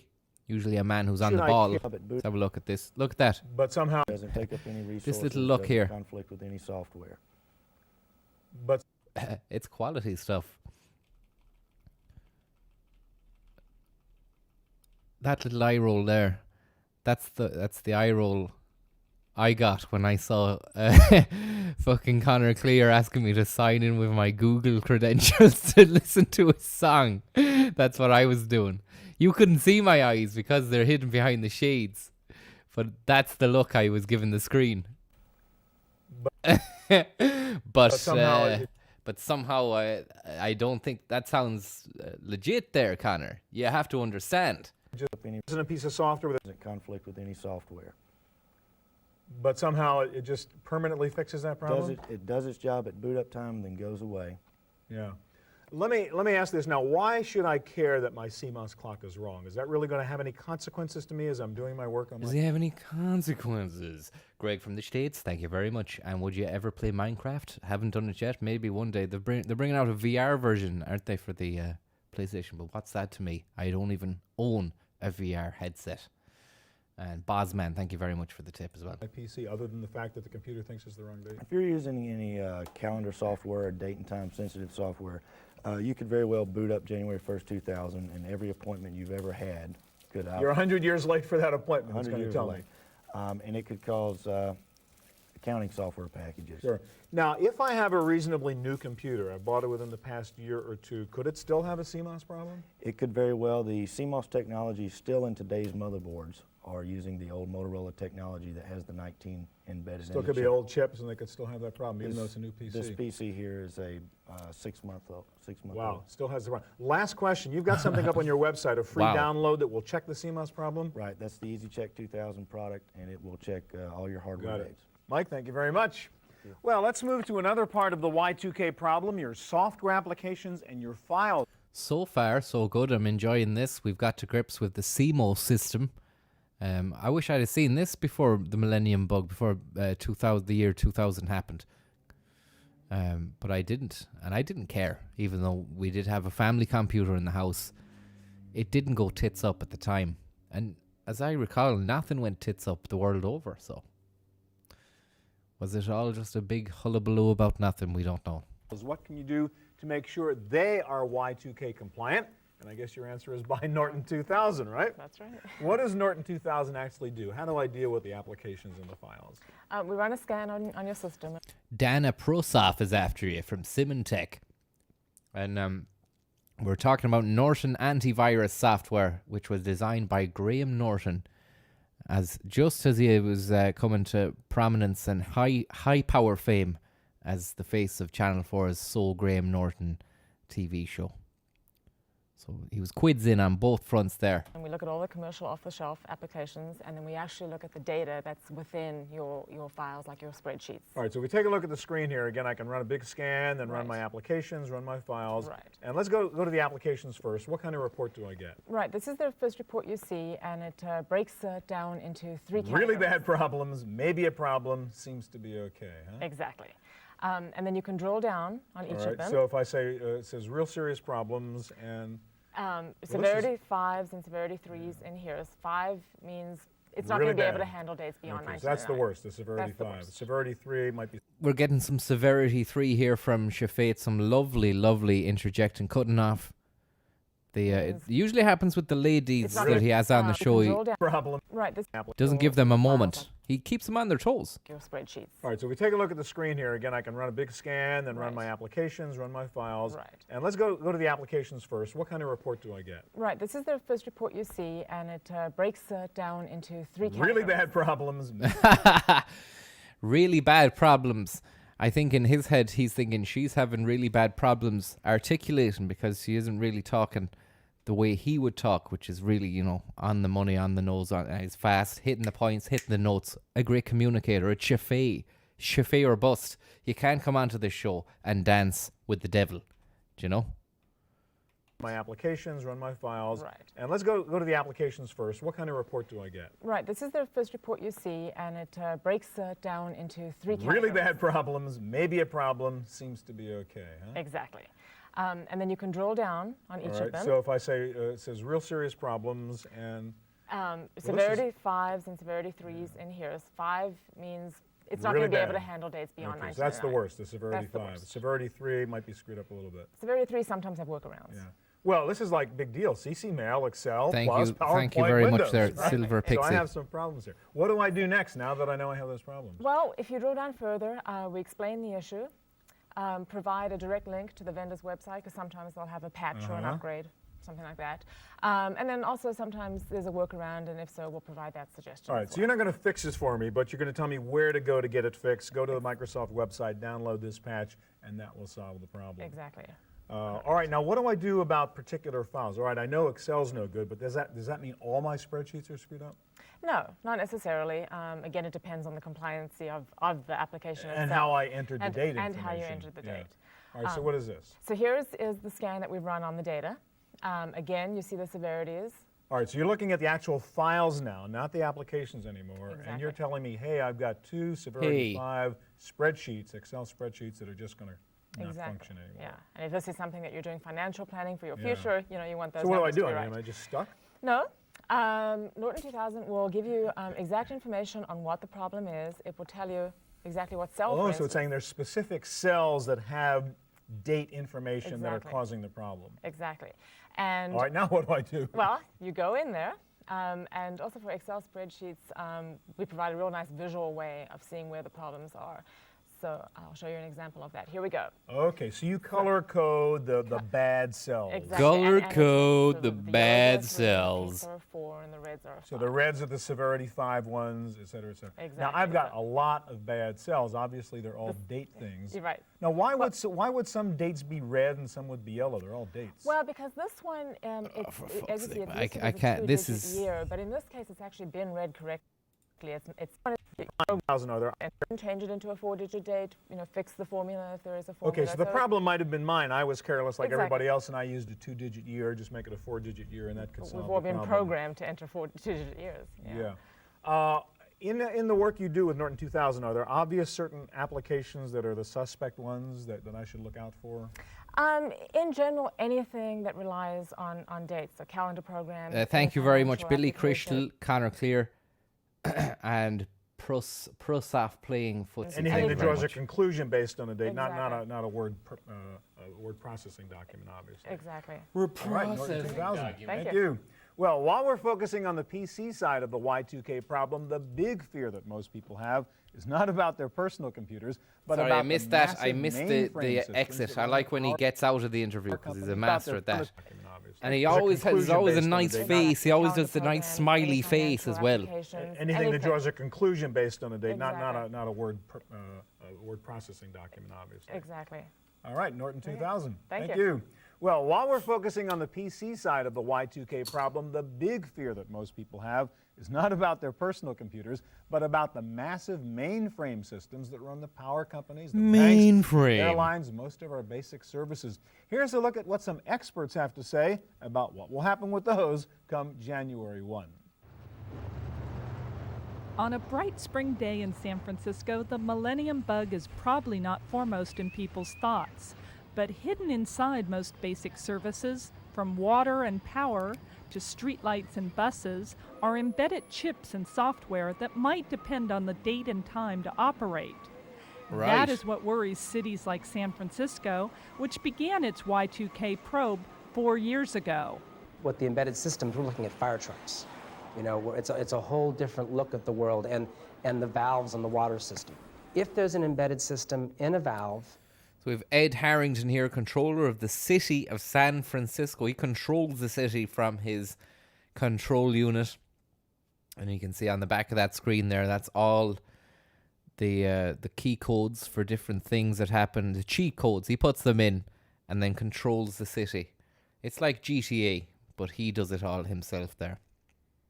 Ed Harrington. And it fails, what will probably happen? If the valve is open, it will probably stay open. If it's closed, it will probably stay closed. Is that a bad failure?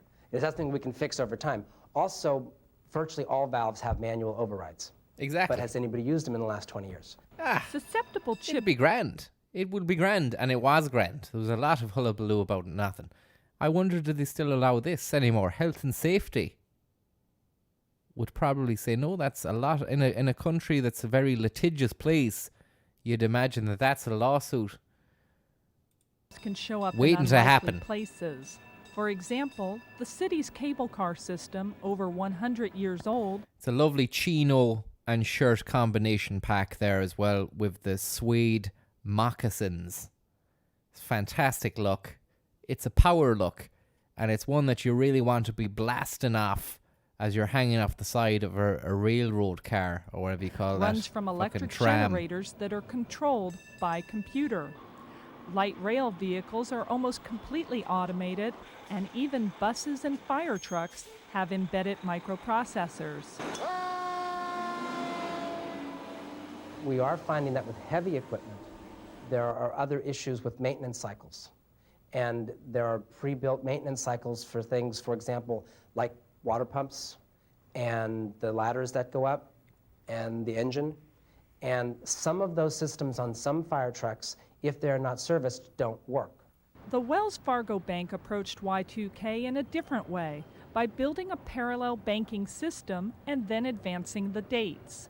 So a fictitious customer can make a deposit or transfer funds on December 30th, 1999, and a fictitious teller could see those funds appear What was on the cursor there? Look, she had a customized cursor on the screen.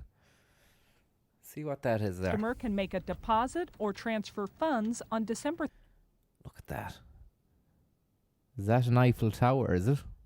Or is it a fucking aerial or an antenna?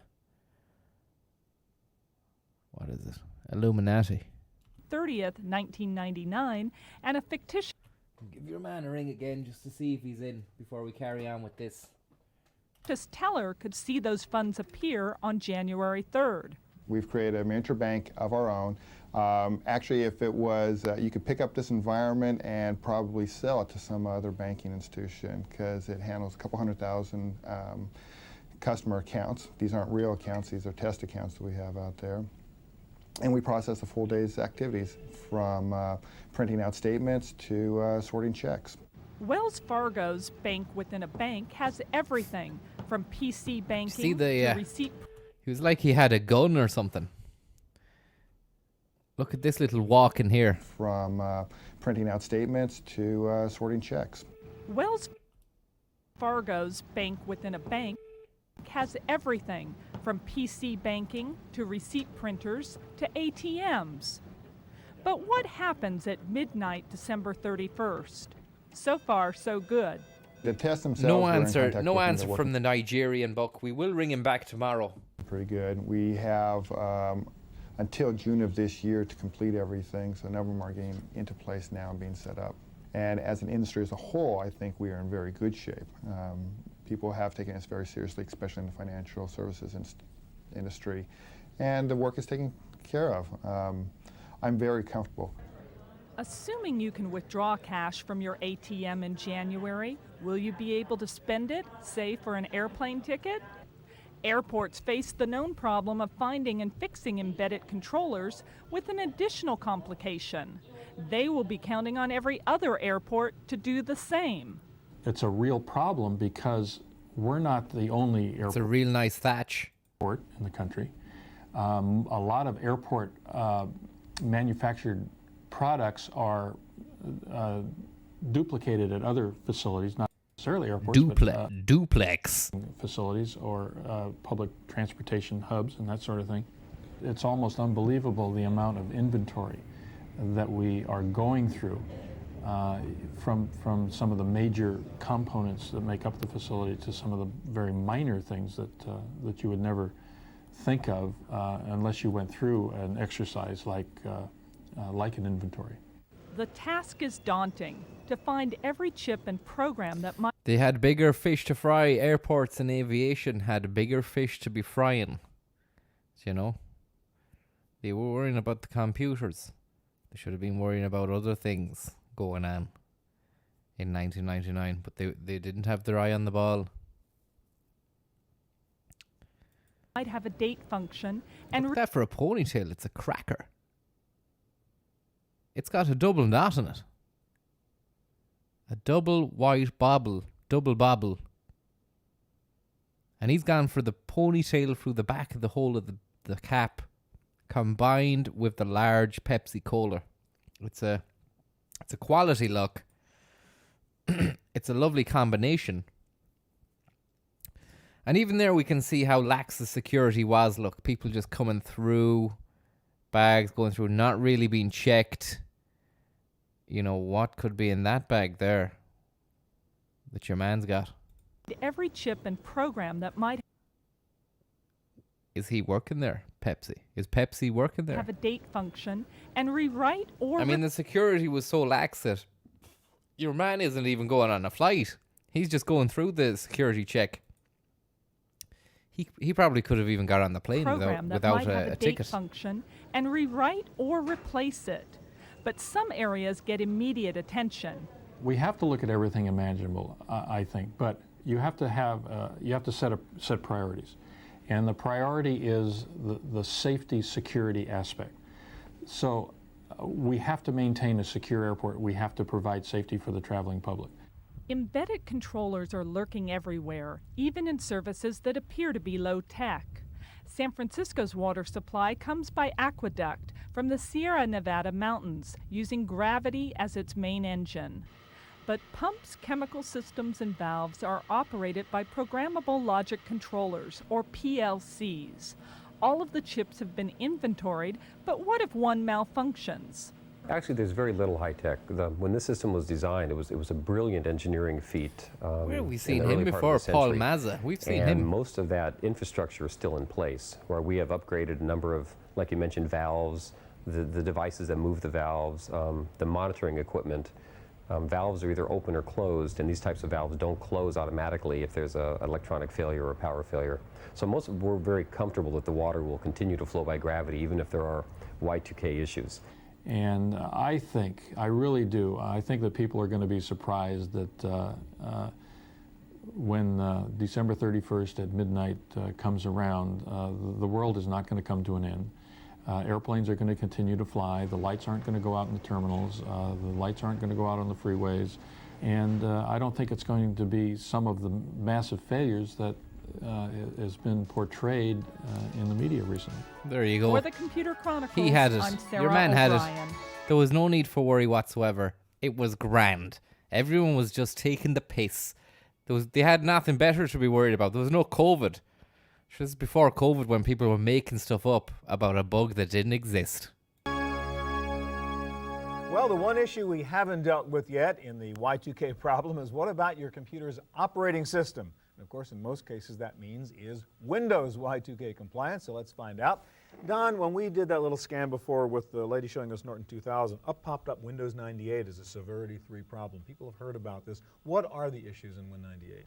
Well, actually, there's a patch for Windows 98 that makes it fully compliant, so all those issues are resolved. Okay. But, I mean, what are the issues? Well, there you go. We don't need to do any more then. There was a patch for it. We don't need to listen to any more. And I think we don't need to listen to any more of the Y2K episode here of Stuart Chaffee's Computer Chronicles. I'm not really impressed by any of the stuff we've featured on the show, or he's featured. I think we need to go back here and have a quick look before we bow out at something that looks like it could have a little bit more oomph to it. Maybe something with...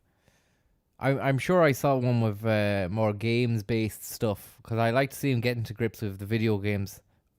Web surfing on your telly. Maybe there's a flight simulator one. Virtual meetings. Video games consoles. Handheld consoles. So this is going to be, I can already see it looks rubbish. It looks like it's a Master System.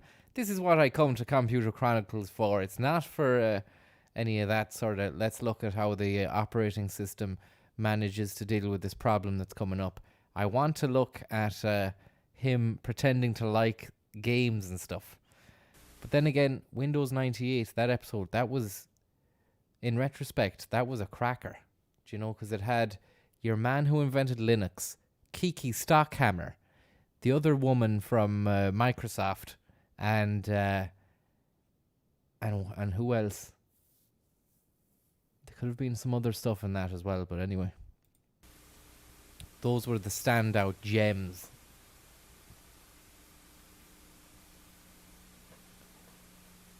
Computer games consoles, video games consoles, and it's coming up. Sorry, that's too loud. Sorry.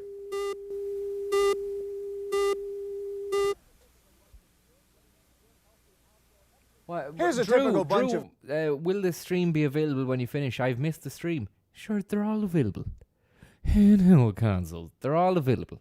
You just go into look in the description of this video. The link is there for all of the videos. Handheld consoles. Christ, my eardrums. Sorry about that. Master System had 3D goggles, but it didn't catch on.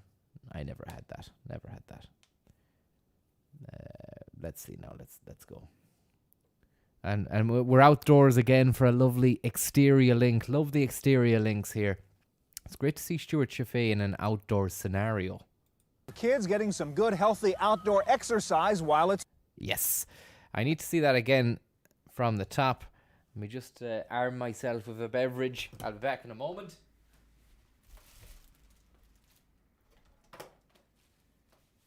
Kids getting exercise is a nice thing to see. Handheld kids.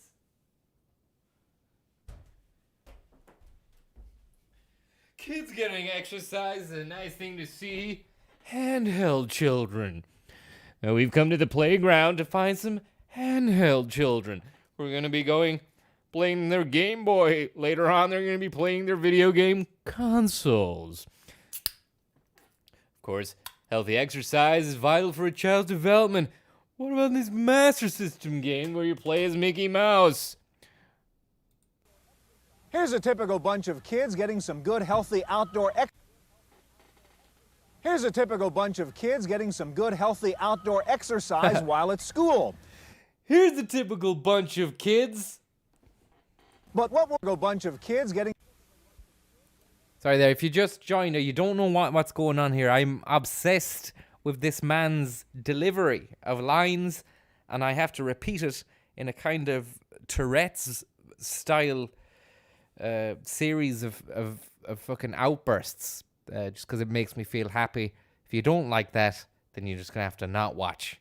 It's as simple as that, lads. Here's a typical bunch of kids getting some good, healthy outdoor exercise while at school. But at school.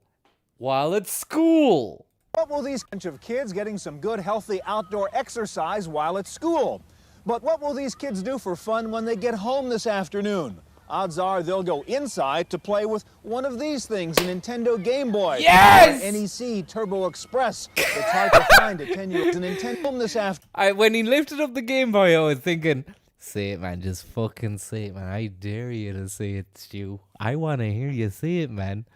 Nintendo Game Boy. Doesn't say it with the same oomph and gusto as the first time. Afternoon. Odds are they'll go inside to play with one of these things, a Nintendo Game Boy or an NEC Turbo Express. It's hard to find a 10-year-old boy who doesn't love to play video games.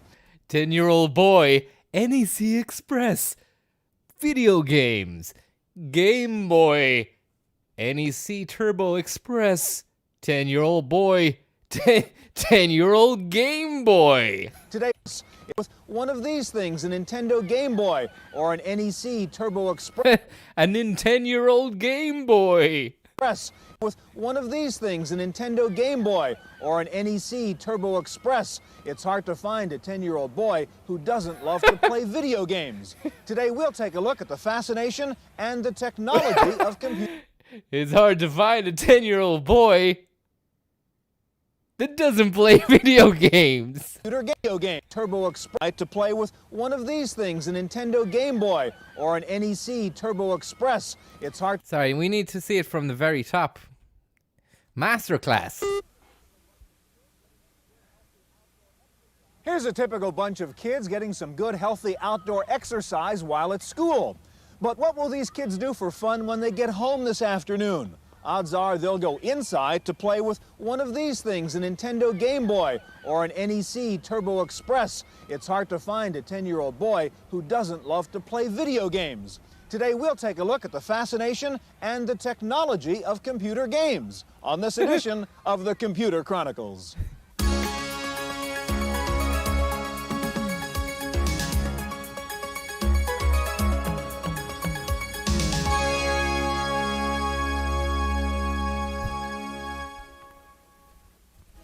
The Computer Chronicles is made possible in part by the Software Publishers Association, which reminds you it's a federal offense to copy software. The SPA provides information on how to stay software legal. Funding is also provided by PC Connection and Mac Connection, and by Byte Magazine and Bix. Look, this begins with the fucking lights dimmed. Quality stuff. And we're just 1990 here. We're used to seeing some of our most favourite episodes of the Computer Chronicles have come from 1995 onwards. Maybe those few years between 1998. No, 1999 was the Cracker Jack. I wasn't expecting there to be such a good intro here. It's just probably going to be fucking amazing, this one. This potentially could be the best one yet. Flembag, thank you very much, and 9mm Jill. NEC Turbo Thatch, thank you very much as well. I hope you're getting on well. Thank you very much for the tip. And of course, Silver Pixie 5. Let's have a look here. Magazine and Bix. Bix is after you. Welcome to the... How weird is that look? That long. And then, welcome to the... Welcome to the Computer Chronicles. I'm Stuart Chaffee, and with me this week is Paul Schindler. And Paul, we're Schindler's playing the List. original video game. This is Pong in its first commercial version called... Look, he's playing Pong. Look at his hand. Look at Stuart's hand. He's playing Pong. So there's a bit of concentration going. So this is a really good display of Stuart Chaffee's presentational professionalism, because he can play the game as well as deliver the link. And we've got Pong there on an old, whatever the hell that is, a Commodore, I'm not sure. And there's a Nintendo Entertainment System, the original NES. We're going to see that. Probably some Mario Brothers or something. And we've got Paul Schindler here to present that. Not a cool, young, trendy person that's engaging, but another man roughly the same age as Stuart. Odyssey. We're playing the original video game. This is Pong in its first commercial version called Odyssey, and this goes back 14 years, and this was what a video game console used to look like. These are what the cartridges here used to look like. They weren't very complicated. This was the old controller. If you help me, though, we're going to jump ahead 14 years, and of course, this is Super Mario on Nintendo. Video games... Super Mario Brothers 3. Have changed quite a bit, obviously. The question when we talk about computer games and video games, I think for parents, Paul, is their concern that kids are addicted to this. What is your view? Is this a bad thing for kids to be playing this, or is there a good side to it? Again, with the moralizing, pontificating, we need to bring it back to the Northern Ireland system.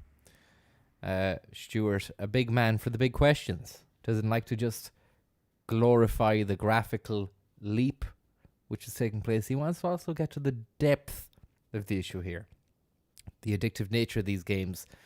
He does go on about the violence as well, but was there even violence in these early iterations of video games? In the 1990s, did they have blood and guts? Was it well rendered enough to even be considered violent? Probably just looked cack. I think there's a little of both, Stuart. I think, like all good things, video games should be taken in moderation. I have a 9-year-old and a 6-year-old, and I strictly limit their daily game playing time. Now, we don't happen to have a video game system, so they play games on the PC and on the Macintosh. That happens to be my preference because I think it builds familiarity with the way the system operates and with the keyboard. However, this isn't... Is he speaking too loud there? Is your man speaking too loud? Before I... carry on. I think it's grand, but that's me. Sounds good. Great stuff. Thank you. To say that I think video game systems are necessarily bad, because you're still working at the human-machine interface, developing comfort, and some people even say developing reflexes. Right. All right, well, we're going to take a look at the latest tech. That was fast, wasn't it? There was no debate about Schindler's List there. Technology. It was just and some what he people- said was because you're the gospel. And look at the little smile that Schindler pops at the end of this. A smile that says, "I said my piece, and that's all that matters." Still working at the human-machine interface, developing comfort, and some people even say developing reflexes. Right. Tonight at 9, Schindler's Gist. Tonight at 9 on prime time. We need to get the drone music. It's a done joke. We've done it 1,000 times. It doesn't really lose its appeal to me. I like to keep doing the same thing over and over again, ad nauseum.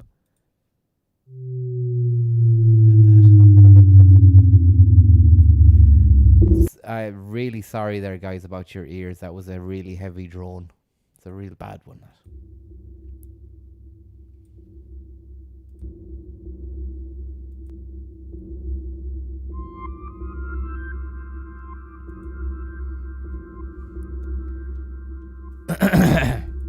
All right.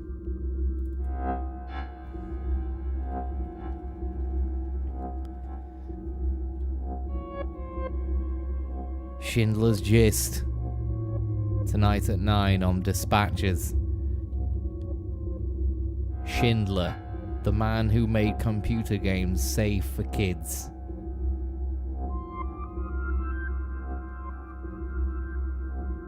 Chaffee. Tonight at 9 on 4, Chaffee, the computer man. He was the face of Silicon Valley for over 20 years. Right, okay, sorry, we just need to move on. In video and computer games, both hardware and software. We'll look at the new Nintendo competitors in the video game console market, NEC's TurboGrafx and Yes. Sega's Genesis. Yes. And we'll see the newest generation of computer games on a Yes. CD-ROM. Yes. Now, lest you think this computer game business is just for kicks, Nintendo now holds a kind of national Olympics for players. Connor Clear, thank you very much again for yet another tip, and I see you've tipped again for another one. That's just very, very, very, very kind of you, Connor. And I just hope to God that when we play your tune that you want me to play, that the chat doesn't turn on you. Connor, thank you very much again. It's come to this. We're playing Connor's tune. He's got his stamp all over it.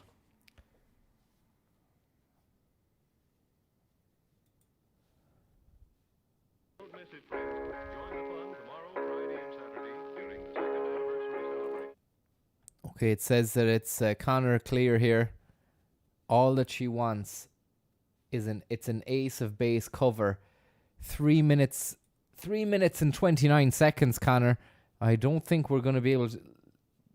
Look, we're just going to try it. We'll play it. We'll see how far we can go with it.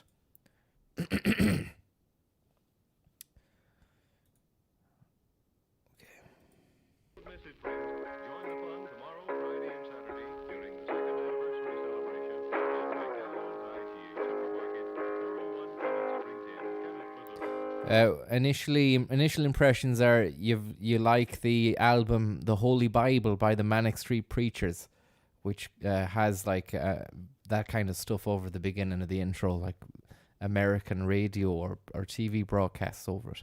But we'll keep listening anyway. We'll see.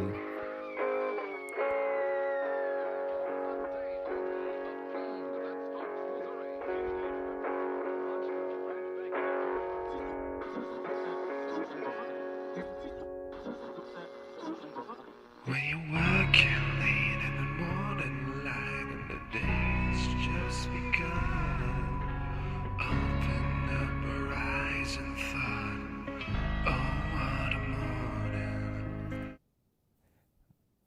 Right, well, listen, Connor, it's fucking sound enough anyway. Thanks very much for the tips.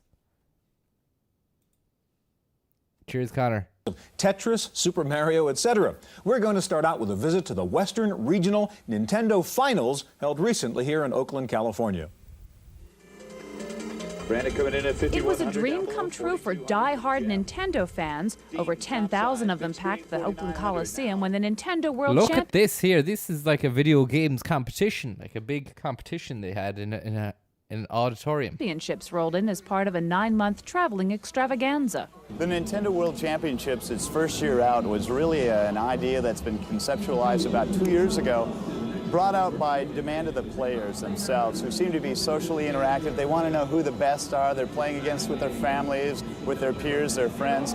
This is a way to bring Nintendo out of the house and into a show and really give those kids the spotlight that they deserve. The players were divided into 3 age groups and competed in Super Mario Bros., Tetris, and Rad Racer. The winner with the highest combined score earned a spot in the finals in Hollywood and perhaps a shot at electronic stardom. The 3-day event also featured a power walk that highlighted brand new Nintendo games not yet on the market. Game counselors were also on hand to give tips to kids on improving their game skills. Such innovative marketing has helped keep Nintendo on top. The keys of the success to Nintendo is the fact that they're always ahead. Right, sorry now, someone's saying, everyone's giving out there saying all the best, Connor. Look, you can't fucking just come in here and force me to play your own stuff, like. And that wasn't me having a go. It was I was having a great time watching Computer Chronicles. Imagine watching Computer Chronicles with Stuart Chaffee and having a good old laugh, just trying to get into it. We've hit a stride here, only 4 minutes in, about video games consoles. And then someone's telling you to play their song. And not only that, they're fucking bribing you. And it's like, you have to do it because I've paid you the money, man. Look, we'll fucking play it if you want. If that's what the way it is. We'll play it. People saying they want to get to the chorus. You can fucking listen to your chorus. Listen to it. We'll see. It.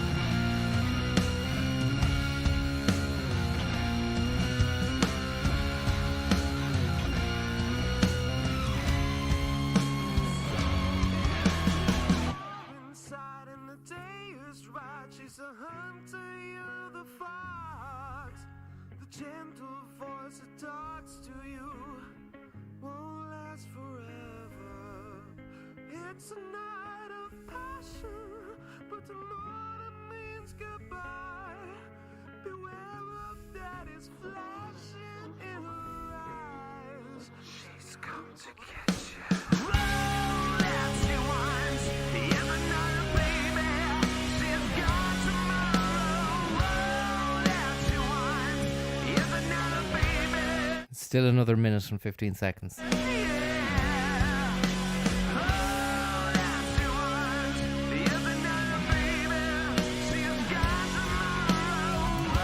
Back in a minute.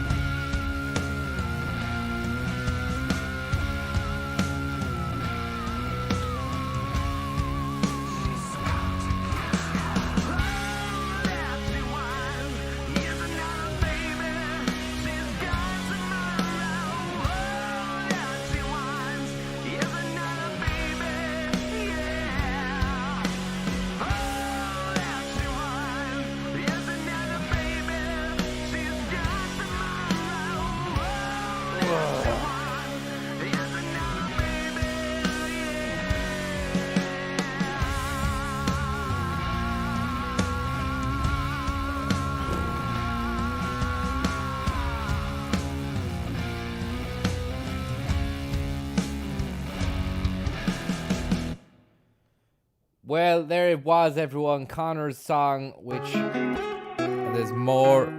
It goes into more. It auto plays more. If you want more of that, you can get it. It's called Connor Clear. He might as well just put it up on the screen after all that.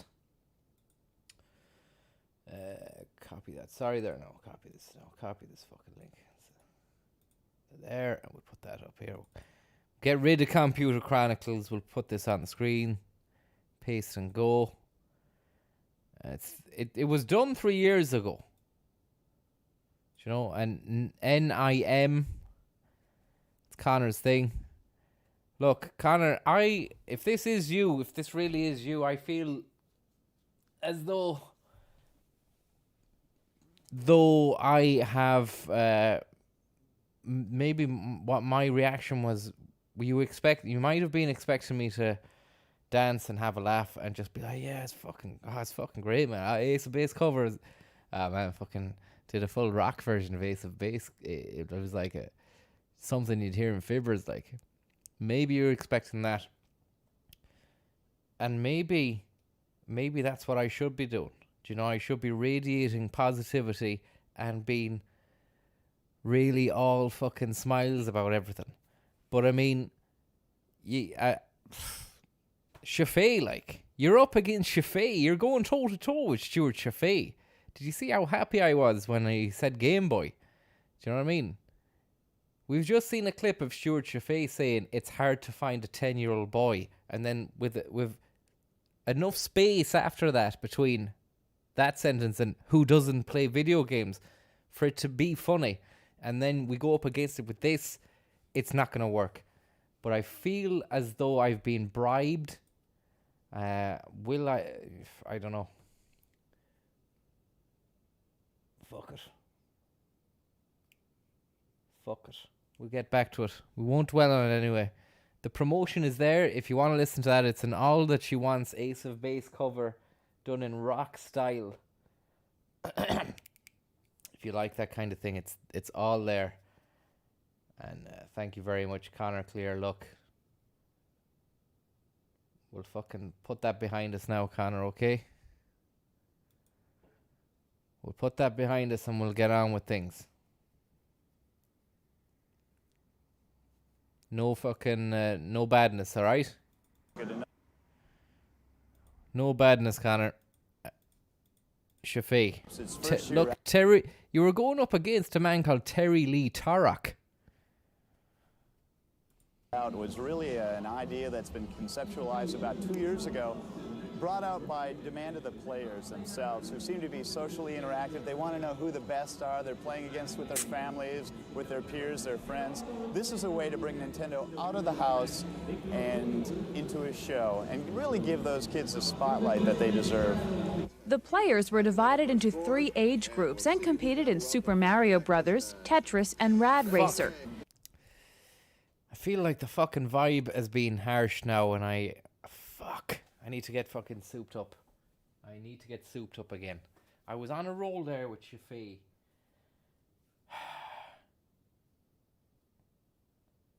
Come on. Come on. I just want to see the intro from Shafi again. We'll see the intro from Shafi.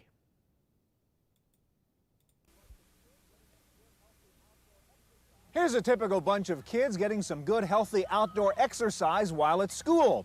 But what will these kids do for fun when they get home this afternoon? I don't know. Odds are they'll go inside to play with one of these things, a Nintendo Game Boy. Game or Boy. An NEC Turbo Express. It's hard to find a 10-year-old boy who doesn't love to play video games. Today we'll take a look at the fascination and the technology of computer games on this edition of the Computer Chronicles. Good man, Stuart. Come on. Come on. The keys of the success of Nintendo is the fact that they're always ahead of the market. In other words, they're always introducing new games from some of the hottest movies, some of the latest trends. Connor Clear, thank you very much, Connor. Again, you've just another tip now, and you said I've just uploaded my song again. There's another link. I can't click it. And now it says video is unavailable, it's private. Go on, give it up, Connor. Thanks very much, man. Thanks for the fucking support, man. Go on now. Keeping one step ahead of everybody. Figures from Nintendo show it expects to sell fewer units of its entertainment system this year. But by the year end, Nintendo also expects to have a place in nearly 30% of all U.S. households. The company's success clearly lies in churning out the popular software titles to run on those machines. I think the success of Nintendo will go on forever, really indefinite, because it's like having a VCR in your home. Once you have the hardware, you have this choice of software. There's some over 450 games now, and with the Game Boy there's some 700 games out there. So the choice will always continue once you have the game in your home. For the Computer Chronicles, I'm Kate McGargy. I know that's funny. That's fucking funny. The big Luigi guy is very funny to me, and I know in my mind that's funny, but why am I? It's because of the Ace of Base cover. Fuck. Look at him. Maybe if it had the ominous fucking drone music to it, it'd be funny. Let's have a look. Maybe that's Stuart Chaffee inside that. Over 450 games now, and with the Game Boy there's some 700 games out there. So the choice will always continue once you have the game in your home. Okay. Look at this. The Mario Brothers on Channel 4 tonight at 9 on Dispatches. Luigi from Mario. Shoot.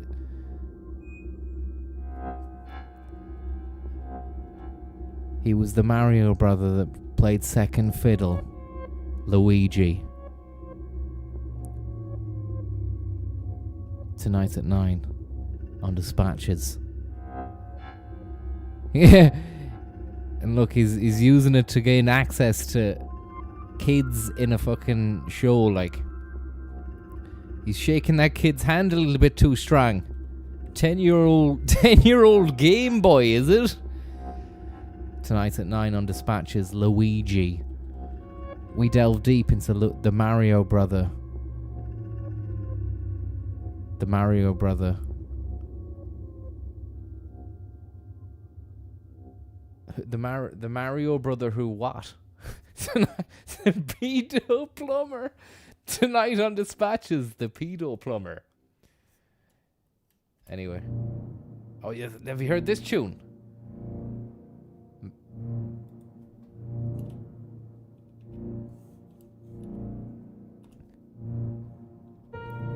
Tonight at 9 on Dispatches, Luigi.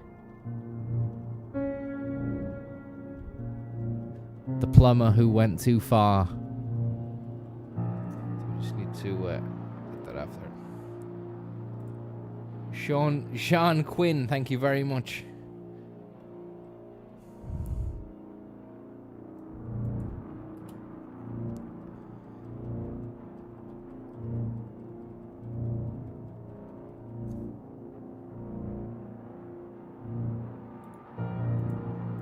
Have we done that? Oh yeah, we do. Gamma, contrast brightness.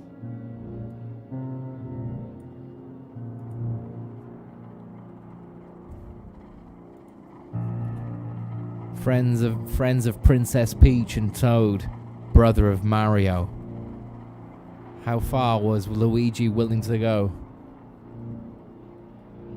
to tarnish the name of a plumbing dynasty? Nintendo's shame, Luigi.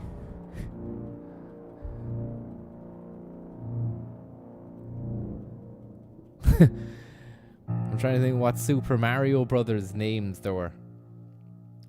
Looks like Frank McCourt. We might have another good droner here. Sean Quinn, thanks for the tip. Here we have another droner.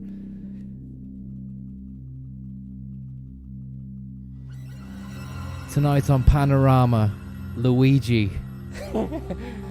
Luigi, the Mario brother who brought down a Nintendo dynasty.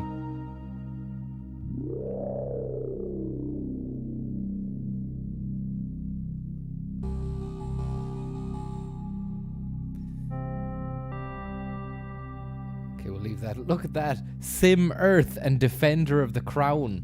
What the hell is that about? And default, and there we go, and close, and then we play that. And I know what's happened here. It wasn't the fucking song, the Ace of Base cover that was it wasn't that it was bad or good. Doesn't even matter, even if it was good. Do you know what you've done? You've all that happened was you took me out of the world of me having fun with this.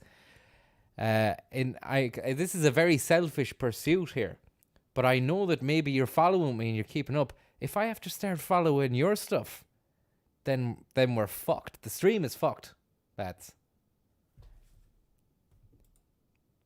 Luigi. It's gonna get Luigi'd.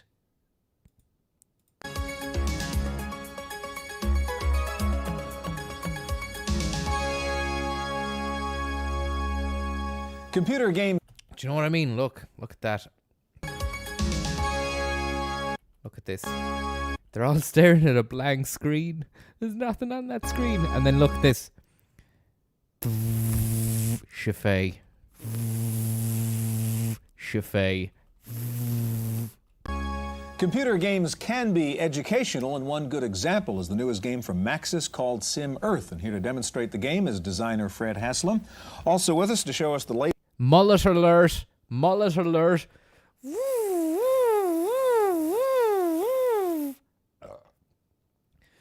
Business at the front.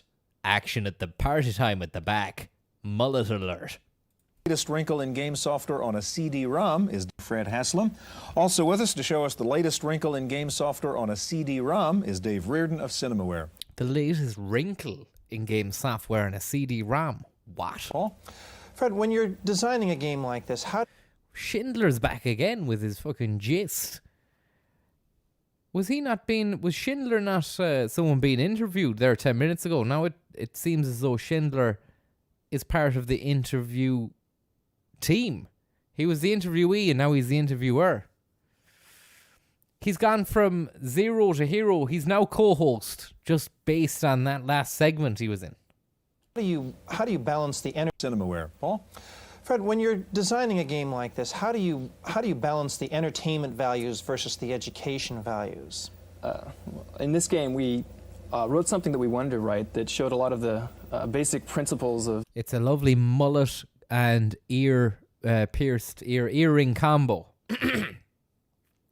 Fred Haslam from Maxis. And also look at this lovely moleskin kind of bomber jacket he's wearing. Could be Burberry if he's flashing the cash.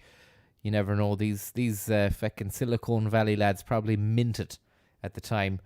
A moleskin on the exterior, Burberry interior pattern design, and then a zip at the fucking arm for any side arm action. He can keep fags in there. He can keep other bits and pieces, trading cards, whatever he wants he can keep in there, provided it fits in there. A pocket knife, if he wants to keep that in there, he can. No sideburn action, clean shaven.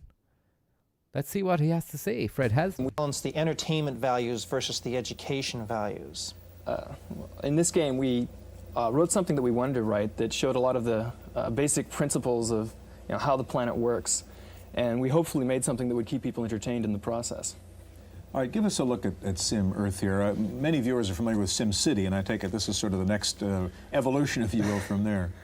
Yeah, in some ways it is. It has the same basic idea. Did you see Stuart Chaffee's face then? It's like he kind of he put on the happiness, but then he kind of got a bit sickened with himself and made a face of disdain. Maybe based on what he just after what he'd said, he thought maybe what I just said there I can't really take. Look at the disdain there. Look in his face. Look, he screwed up his face at the end of it. But before it, he was kind of sending out happy vibes, positive vibes, the kind of vibes I wanted to send to Connaclear, but I couldn't. And this is the vibe I ended up sending to Connaclear, was that face there that Stuart's making. Let's have a look at this. It's a lovely vibe. City, and I take it this is sort of the next... Look, see the way he's smiling there? That's the vibe I wanted to give to Connor. And then look at the follow-up vibe he gives. It's an aftertaste. It's a sour aftertaste. Evolution, if you will, from there. Yeah, in some ways it is. It has... I hope you can see that, because I get great amusement out of sort that. Of the next evolution, if you will, from there. Yeah, in some ways it is. It has... That's the same. Sort of the next evolution, if you will, from there. Yeah, in some ways it is. It has Connor, if you're still watching, I wanted, in my heart of hearts, the best intentions, good faith, I wanted to give you this. And I take it this is sort of the next I wanted to give you that face, but look at the face I ended up giving. evolution, if you will, from there. Yeah, in some ways it is.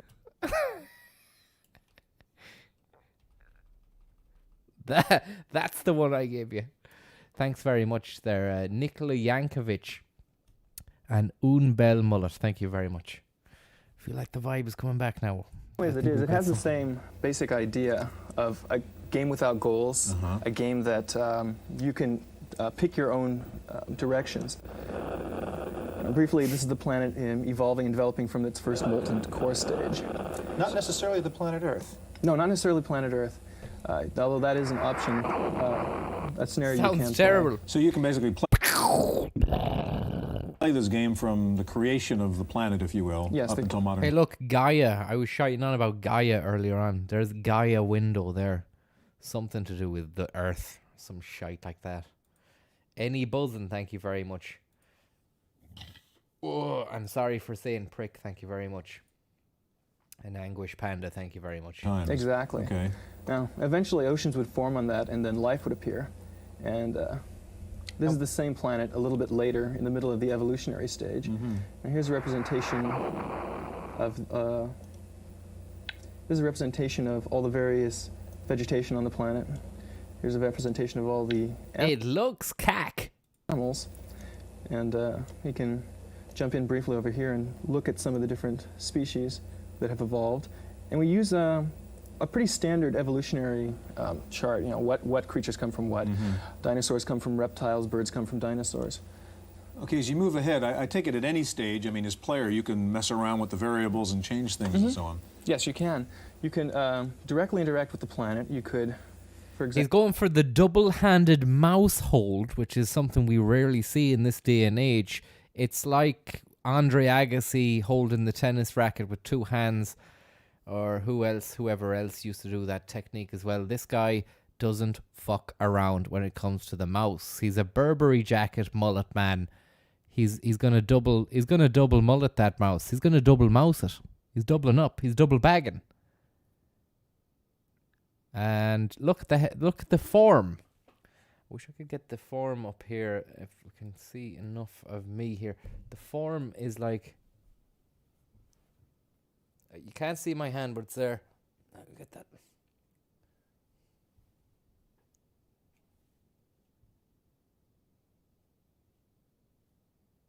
It's like that. Quality form at a quality price. And the price you're paying, $0. Example, you can. I mean, as player, you can mess around with the variables and change things and so on. Yes, you can. Yes, you can. Yes, you can. Any stage, I mean, as player, you can mess around with the variables and change things and so on. Yes, you can. You can directly interact with the planet. You could, for example, drop a meteor on something. Wow, you can directly or put in a rainforest. Wow, put in a rainforest. Listen the way he says somewhere. that. Meteor on something. Or put in a rainforest. Put in a rainforest. Put in a rainforest somewhere. Connor Clear, thank you for your tip, Connor Clear.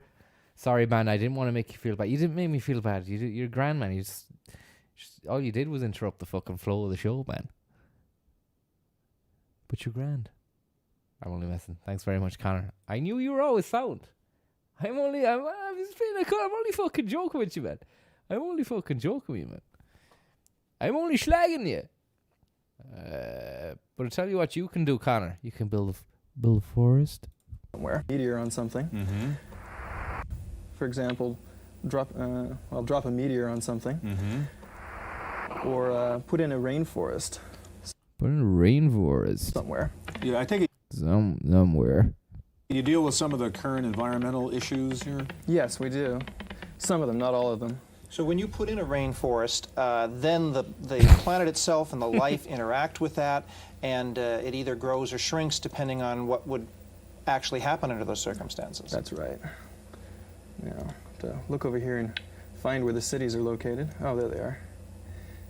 And on this demonstration planet, it turns out people weren't the winners. Is that right? Yes, that's right. The reptiles became intelligent on this one. One of the fun alternatives to try and do is to try and pick a class of animal and make that the intelligent life. Insects, for example, is a very good one to try for. Now, this planet is developed using only biosolar and hydro energy, has never touched fossil fuels. And I'm going to give them free rein to use that right now and show you. And guess what'll happen? And show you kind of what happens to the planet. So we're ticking off geologic time here now on a planet that just started using fossil fuels. Right. Actually, we're Only up a to bit the of point bullying, where we're man. in tenths of years. And, you can Thank see you the very much there, lads, for the atmospheric, tips. Shirley Temple. temperature. Shirley Temple. Succalamink. I don't want to say these words in case they end up fucking being bad boo-boo words. Fargo Boyle, thank you very much. It's only a bit of bullying. Connor Clear, Shirley, Suka, Dat Mullet Man, and Anguish Panda, thank you very much. And as you watch, it'll slowly increase. And this will have What's going on? Like, what's going on? How are they even arsed about this? It's going on for a long time. a dramatic effect. I don't know what's going on. Is he burning the earth up? He's showing what happens if you mess with the globe of the world and then you let the reptiles take over, is it? Looks terrible. Looks absolutely fucking rubbish. On the vegetation, the yellow is desert. Yeah, a little greenhouse, a little desert. Yeah, so little greenhouse. The desert will start to grow. As I said, games can be educational. Huh? We want to turn over to David now and take a look at what your newest thing from CinemaWare and explain what the hardware is so we know what we're looking at. Well, we're looking at a standard PC with a CD-ROM drive attached to it. Now, this can either be a standalone CD-ROM drive or in some of the new computers that actually include the drive. Okay, let's take a look at the game you're going to show us here. Okay, the first thing we're going to see here is the title screen. This is Defender of the Crown. This is our Robin Hood story. Right. CinemaWare basically takes our favorite movies and makes interactive versions out of them. In this particular one, you're trying to become the King of England. Okay. Now, the thing that Joey Diaz, sweet. Thanks so much. you'll see first is, and hear first really, is that this is a full orchestral. Defender of the Crown CD-ROM, compact disc, read-only media. Amazing stuff. They even put that into the title. The format of which the fucking game was on. They decided that the format of the game that the game was on was so... It had such a wow factor that they decided to design that, put that into the graphical design bit of the game, the beginning, the title. Easily impressed times these were. Score coming off of the CD-ROM. We went back and actually orchestrated the whole thing for this version, and the music is quite spectacular. The music is terrible. I don't know if you can hear that there. It's terrible. Your man's after saying the music is quite spectacular. I don't know what kind of music he's been listening to, but it's definitely not any of the classics. Not Mozart, Beethoven, Handel, or even any of the modern music that comes out or even was out in 1990. The music that he's referring to as spectacular is subpar. I'll back and actually orchestrated the whole thing for this version, and the music is quite spectacular. I'll just click through this quickly now. Yeah, I'm now glad you get you to did. choose to be one of these 4 knights. If I can get the mouse up. 4 knights he can choose to be here. I'll get a little look at the names here. Wilfred of Ivanhoe. He has good leadership, great jousting, and his swordplay is average. He could choose Cedric of Rotherwood, who has strong leadership, good jousting, and average swordplay, or he could choose either Geoffrey Longsword, who's average, strong. Finally, Wulfrich the Wild, the bottom right there, who shows average leadership and strong jousting and average swordplay. And then he will respond. Sword and lance shall bring the Norman dogs to heel. That's also They're laughing there. They're trying to affect joyous laughter, the kind of laughter and joy that I should have affected earlier on, because they're professionals. I should have done that. Couldn't do it though. Couldn't go past my own fucking feelings. But these guys are in the biz. That's you have to fake it till you make it. That's how you get onto a winner like the Computer Chronicles. You make a series, you get employed. CD-ROM too, you get the voice of the character, which is really key to making it movie-like. Now here's a little storytelling. You were greeted by your old friend, Robin of Locksley. Many years have passed since you served with Robin and So his there's our men. friend Robin, and he will come to our aid 3 times in our search to become the king. Now, you can form alliances and you can attack other castles and so on. What about the action part here? Well, we're going to get to that right these here. Guys? Sure. And there's old England and Wales there. 1149, Wulfrich the Wild. Leadership, jousting, swordplay. Income is 3, treasure is 7. Amazing stuff, really is. You wonder where this is going to go and where it's leading now to. here's the map of England. You see the existing castles. You also see your resources. And then I'm going to have some options here. Now you can see I can hold a tournament, go raiding, and so on. So I think the first thing I'll do is I'll gather everybody and hold a tournament here. So Are you picking up some of the video from the CD-ROM as well? Well, all the computer code is on the CD-ROM, that's correct. Yeah, so we have better animations like this. And then you'll see the trumpeteers come in here with a big fanfare. And I'm just going to click through this. It's terrible. Look at the lads. Look at the nervous twitching from So we have Shafee better here. animation. You don't usually, Shafee's on the ropes when he starts fucking twitching with the hands. Even he's struggling to maintain professional composure Things here like during this. this. He doesn't like. And then He you'll doesn't see have the anything really trumpeteers to add come to in this. here with a big fanfare. And I'm There's a bit of a pen twist. Schindler was moving. Schindler was making more moves than Shafee.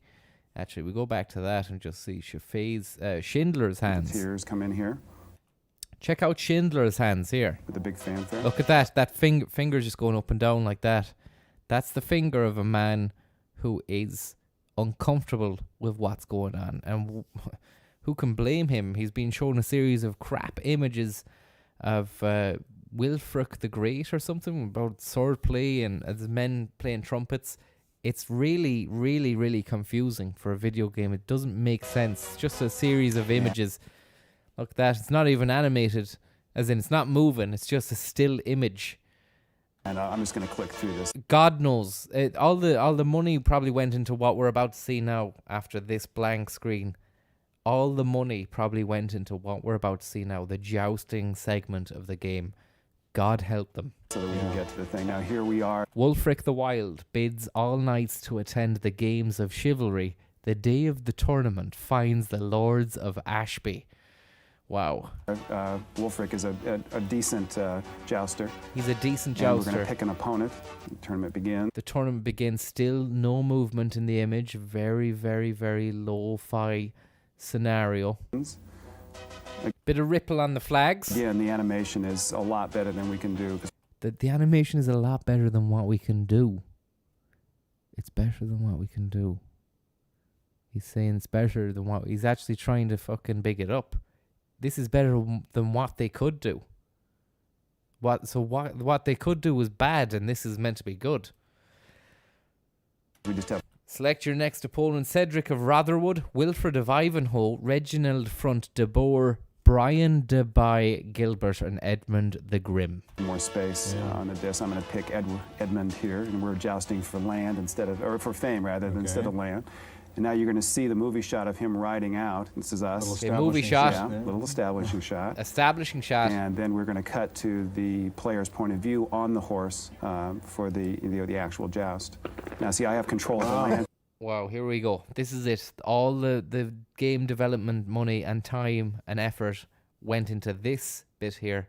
This is the big money shot of the jousting game. That's your mouse movement. That's my mouse movement. You can hear a laugh there. Is it a laugh of derision? And he's, I think he got me.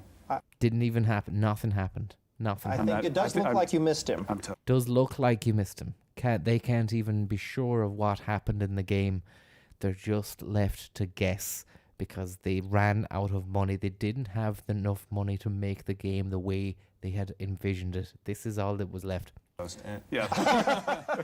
And laughter. Pure laughter from the boys there. Let's rewind that again to see that. This is a disaster. Now, see, I have control of the lands here. That's your mouse and movement. that's my mouse movement. And he's, I think he got me. I think it does look like you missed him. I'm toast. Yeah. And then you'll hear a little audio feedback here about how you did.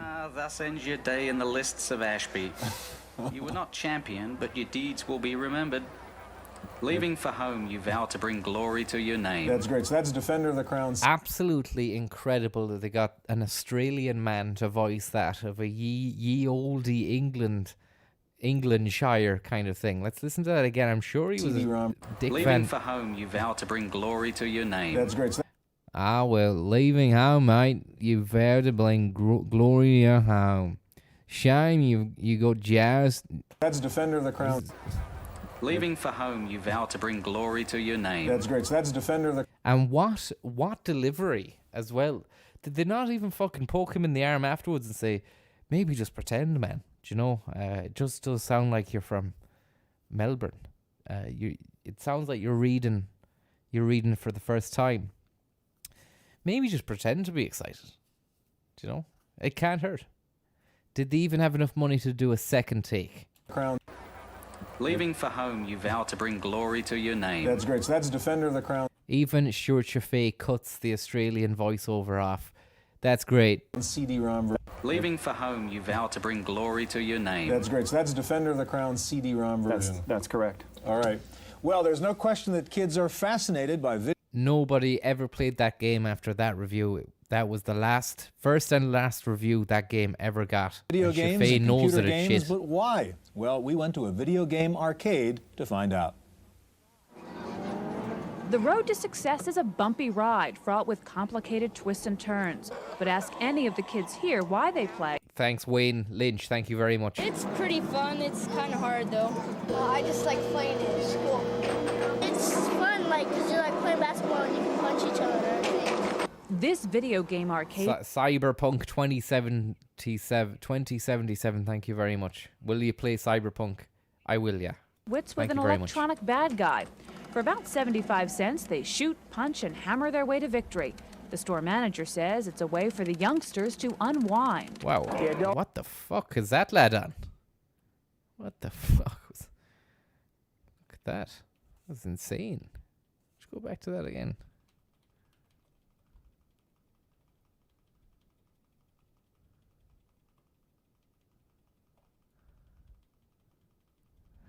Look at the thumb, finger, and middle finger placement on that joystick.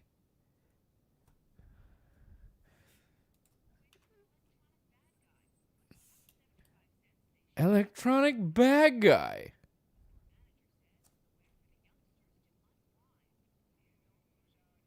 He doesn't look like he's unwinding there. Sorry. Goes out, he socializes, he relaxes with his friends. Will they come here? Unwind. Their way to victory. The store manager says it's a way for the youngsters to unwind. The adult goes out, he socializes, he relaxes with his friends. Will they come here after school, release tension, and they're able to have fun? The child needs a place to vent frustration, and it's better to vent the frustration. I remember the Turtles one. It was co-op. You could have four people playing at the same time. Good times. Playing one of these games, then to go out. Games, fun unwinding time. These kids come in here and play some of these games. And vent the frustration. Vent their frustration out on you. Stick this frustration on these games. Frustration on a pier, playing one to vent frustration. And it's better to vent the frustration playing one of these games than to go out and vent the frustration on a pier and end up maybe in trouble with the local authorities. It's better these kids to come in here and spend their money on these machines and vent the frustration out of these games instead of taking it out on a pier and being arrested by the police. Games. And end up these games than to go out and vent the frustration on a pier and end up maybe in trouble with the local authorities. And that we don't want. This arcade boasts about 60 game consoles, and it rakes in over 2,000 tokens every week. That's 25 cents per token, but not all of that money comes from the kids. The kids come here and they can do practically anything, and I'm a grown man and I can't do this. And it frustrates me, but it's a lot of fun, you know. The arcade occasionally uses gimmicks. What was he doing there? It's a kids gaming hall. But look at this as well. He was driving a car into a cow. He could drive a car into a cow on one of the games. Look. I'm here and they can do practically anything, and I'm a grown man and I That can't do. fucking cow. They even animated the look at blink and you'll miss it. There's one of the poor creatures. And then look at that. You can see its udder. Its udder has a kind of, is that like a bonus if you hit that? I can't do this. And it frustrates me, but it's a lot of fun. You know, and I'm a grown. Money comes from the kids. The kids come here and they can do practically anything, and I'm a grown man and I can't do this. And it The kids come here and they can do. I'm a grown man and I can't do this, but it's a lot of fun. frustrates me, but it's practically anything. All of that money comes from the kids. The kids come here and they can do practically anything, and I'm a grown man and I can't do this. And it frustrates me, but it's a lot of fun, you know.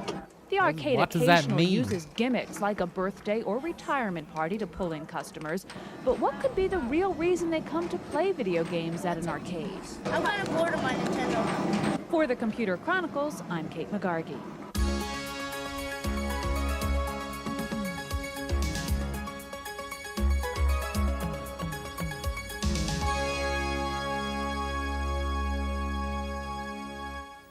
Well, Nintendo has sort of owned the video game market for the past several Game years. Boy. But new 16-bit game machines from NEC and Sega are challenging Nintendo. Oh, I thought he was gonna Here say to it. show them off are Al Nielsen, Vice President with Sega of America, and also Bob Faber, Vice President with NEC Look Technology. at these two, Al and Bob. Al and Bob, the two fucking games men.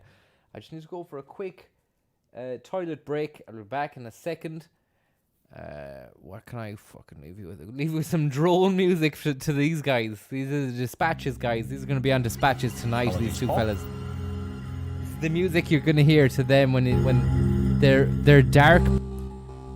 their dark past is uncovered, these two fellas. This is the music you'll hear to the build up, the promo for the documentary that's going to be on Dispatches or Panorama or Prime Time.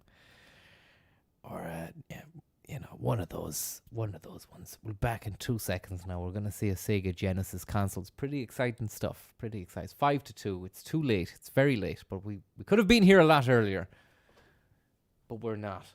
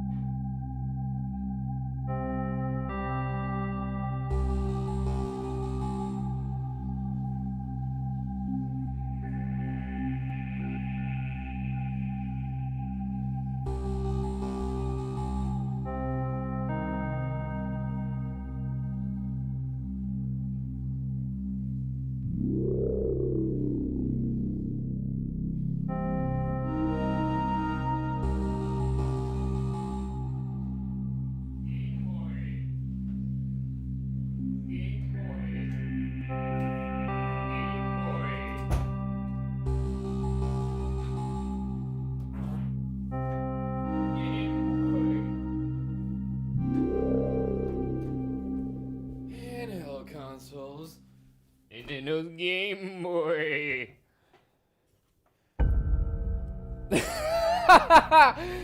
Home run. I didn't realize the music had stopped for that bit. I thought that me shouting Game Boy in the background was gonna be an accompaniment to what happened. Anyway, Game Boy. Pickled Onions, thank you very much. And tonight on Dispatches, Connor, thank you very much. Right, we can move that.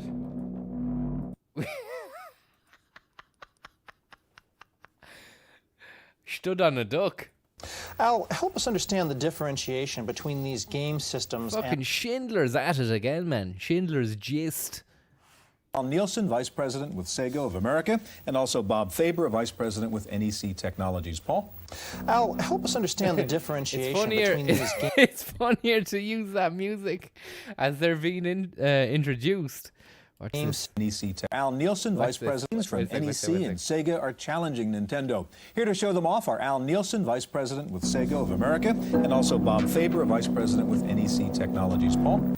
Al, help us understand the differentiation between these game systems and the same. Paul? President with Sega of America, and a challenging market for the past several years, but new 16-bit game machines from NEC and Sega are challenging Nintendo. Here to show them off are Al Nielsen, Vice President with Sega of America, and also Bob Faber, Vice President with NEC Technologies. Paul? Al, help us understand. It didn't work. Didn't work. You get the differentiation between these game systems and the same games played on PCs. What are the relative advantages? Sorry, I just wanted a good one, a really good one before we move on. I know we've done it before. Sorry. It's too loud. It's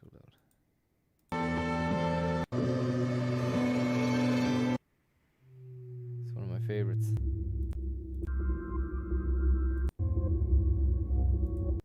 That one. Yeah, that's a good one. That's a good one. Okay, right. So they introduce these two guys. Come on, play, you fucker. Of playing a game on a game system. Well, the important thing is what stand our challenging market for the past several years, but new 16-bit game machines from NEC and Sega are challenging Nintendo. Here to show them off are Al Nielsen, Vice President with Sega of America, and also Bob Faber, Vice President with NEC Technologies. Paul? Al, help us understand the differentiation between these game systems and the same games played on PCs. What are the relative advantages of playing a game on a game system? Well, the important thing is that the game systems really are optimized. We've built the graphic chips to really work well with games in terms of moving objects quickly around on the screen, really increasing the resolution of what you can do, the mixing of colors, really putting them all together on a more optimized basis. So you're throwing all the processing power into doing one particular task. All right, speaking of which, you've got a couple games up there on your Genesis machine, and I guess what our viewers are interested in is how this is really better than what they've seen before. So if you can sort of focus on that as you run through a couple of games. Well, the first game I have here is Michael Jackson's Moonwalker, which was actually designed by Michael himself. Michael Jackson's Moonwalker, a game where he goes around saving kids, and it's funny the way he saves the kids. He fucking pats them on the head, and they move towards his. You'll see for yourself. I'm sure they're going to show you, and it adds another layer to this kind of putting the spooky drone music to it.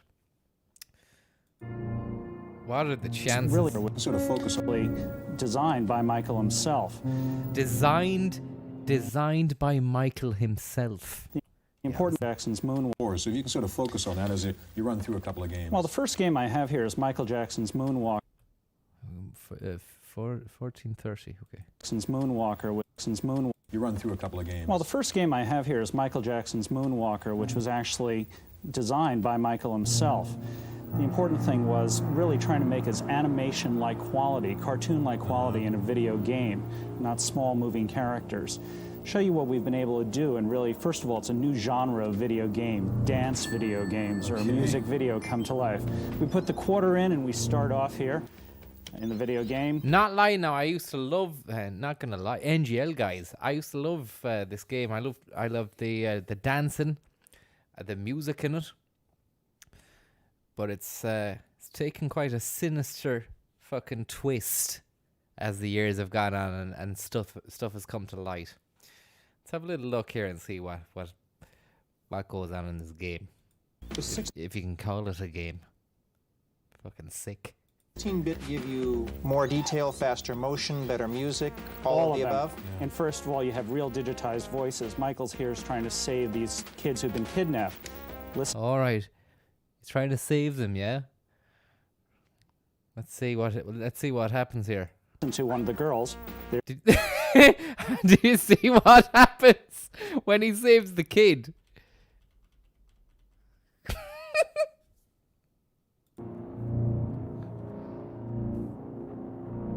Girls. Fuck.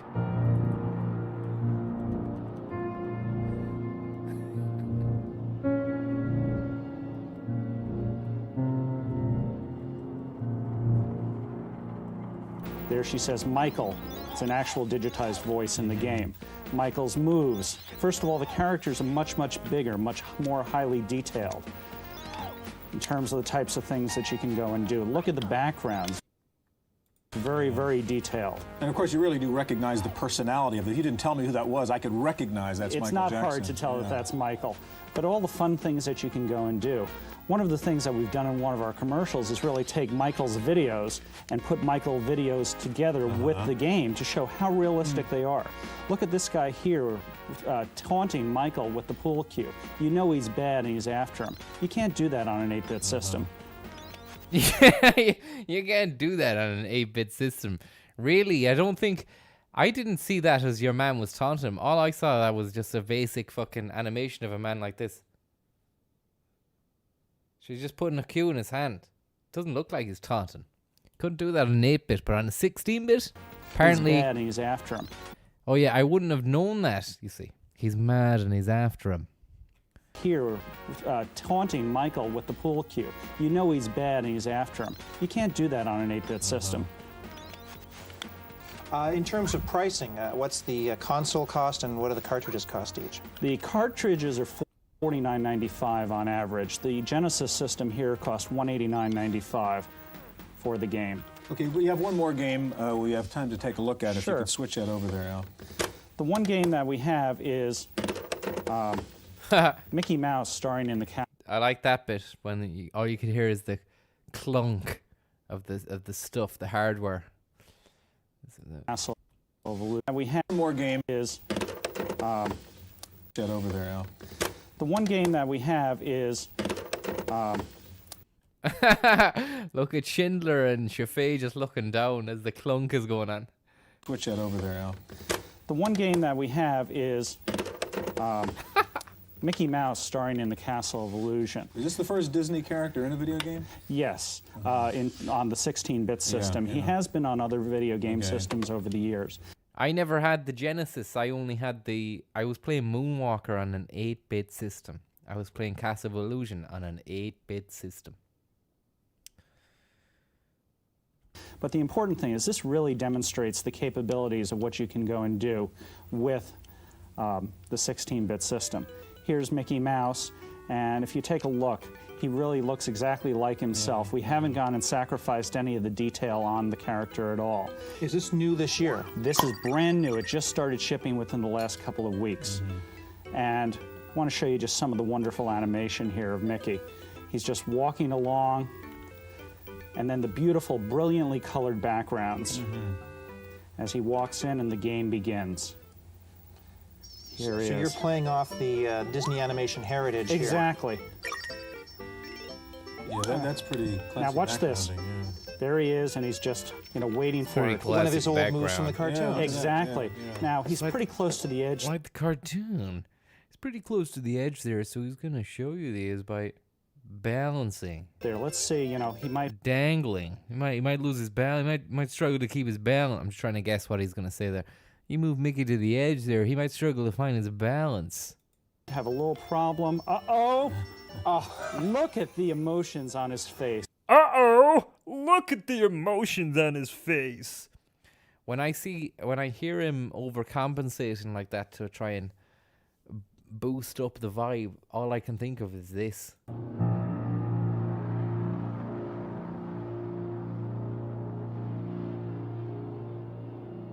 That sound. That's what's... Uh-oh! Oh, look at the emotions on his face. That's what's really making the difference between this generation of video game system and the, generation... And the relative depth of that background, too. All right, you've shown us what 16-bit can do. I want to move over to Bob now and take a look. You've got a CD-ROM player, not a CD-ROM, but a CD player, in fact. A spike of the camera there from Schindler. We're going to have to fucking end the stream and continue this another night because it's getting really late. But the Schindler spiked the camera there. And also there was a nervous twitch as well. We might be able to pinpoint that. See that twitch there? Twitch there. And then watch this. Spike the camera just before that happened. Look at that. Schindler. Look at Schindler there. Are you watching him? Look.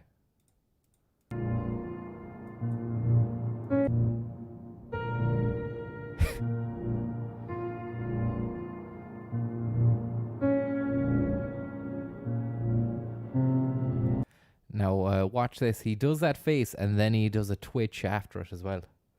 Take a look. Too. All right, you've shown us what 16-bit can do. I want to move over to Bob now and take a look. You've got a CD-ROM player, not a CD. Twitch. Do you see the Twitch? Shown us what 16-bit can do. I want to move over to Bob now and take a look. You've got a CD-ROM player, not a CD-ROM, but a CD player, in fact. Compact disc player hooked up to your NEC unit. We want to take a look at what additional capabilities that adds to a video game. What you're able to do with the CD player that's never been Bob Faber from NEC Technologies. able to be done before is increase the graphical content and also have real live music, digital music and voice equivalent to what would be on a CD or on a video disc for graphics. So the whole game is coming off the CD. I mean, the graphics, the code, the music. That's right. We use the CD instead of a cartridge as the storage medium for the gameplay, and that comes off immediately into the system. And then the data for the music and for the voice and for the animation comes down in a streaming path from the disc. And what's that extra interface box cost? Is that very expensive to get into this? I'm assuming you already own a CD player. Schindler is fucking on yokes because his hands are pumping. Look at the squeeze he's giving his hands here. It's a real squeeze job for a man who should be well versed and used to this sort of pressure. Remember, there's no audience watching him here. It's a studio. Unless Shafee has piled on the pressure here and said, look, Schindler, you've been good as a correspondent. I want to fucking bring you under the video games. I want to bring you under the Computer Chronicles wing. This is your big fucking moment. Shine, Schindler. And we know we've seen 1996's Computer Chronicles. We've seen 99. Schindler's nowhere to be seen. So maybe he was given the fucking chance here and maybe he fucked it up. We don't know. But look at his hands. His hands here tell a thousand tales. Look at his hands there. Comes down in a streaming path from the disc. And what's that extra interface box cost? Is that very expensive to get into this? I'm assuming you already own a CD player. Well, you have to buy the CD player to go with the system. Look, and there was going to be something said there as well because we've changed the shot here to the other $2, but we've still got Schindler's hands. Schindler's hands, the left-hand side of the frame. And watch what happens here. Look, he does a little, look at that point. He points over. This is fucked up. He points at your man and then he points at the table. And then he's like, then he realizes, oh no, you're fucking up, man. And Schindler's mind is going, hold it down, man, hold it down, fucking Schindler, you're going to get caught out. And he does the double clutch. And where have we seen the double clutch? Your man on the fucking mouse earlier on when he's showing the video game did the double-handed mouse clutch, the Agassi. And we can see a wedding ring on Schindler's hands, so we know he's felt pressure. He's felt pressure before. Because it's one of the most nervous days of your life, so they say. So this is he's more racked at the moment, is Schindler, than he was on the day he became wed. Look at his hands here. Phase box cost, is that very expensive to get into this? I'm assuming you already own a CD player. Well, you have to buy the CD player to go with the system. Right. It's $399. All right, I see the game is up here. And describe Starts moving the wedding ring then. He started moving the wedding ring. I don't know if you saw This that. is the introduction of the world East. And what's revolutionary about it is that we're able to have, as you can hear in the background, a real description from a person who brings the player into the game and into the world, and brings them in and gives them the sense of realism and a sense of a real community that hasn't existed before. So you've got a storybook reader here, which obviously you can't put on a cartridge. Exactly. Yeah. How much is the game? The game itself is $60 retail. 60 quid for that. Thank you very much there. You know he's bad and he's after him. Thank you very much for that tip there. And Connor Khan, thank you very much for that tip as well. Connor Khan. There you are, Connor Khan. Thank you very much, Connor Khan. $60 for that. Did you see that? And it's the game. And that's $60 back then, which is probably worth $120 now, if not more. Could be even you could be even fucking $180. It could be $200 back. The sense of realism and the sense of a real community that has. Doesn't look real. That's meant to be a mountain. It looks like bananas. Looks like a big bunch of bananas. Looks terrible. $60 for that. Existed before. It gives them the sense of realism and a sense of a real community that hasn't existed before. So you've got a storybook reader here, which obviously you can't put on a cartridge. Exactly. How much is the game? The The game itself is $60 retail. And I guess you got pretty sophisticated graphics coming off that. They're coming off the CD also? That's right, they come directly off the CD. To the empty abyss of infinite. This is an adventure game? It's an adventure role-playing game. What it really does is push the technology of interleaving data and audio together. It's pushing the pioneer area. Are there many titles out now on the CD form for the NEC? We have 6 titles out now on the CD, and we'll have, beginning next year, 1 a month or more. Bob, we have just about a minute left, and I know you have one other cartridge, got a standard 16-bit game. If you could show us what that looks like on your NEC console. The second game is called Bonk's Adventure, and it's a real hit game.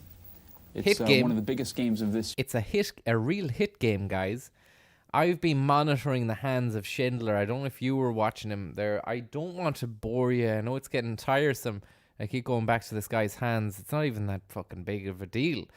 But some strange movements going on, guys. I think you need to see this again. I think you need to see this.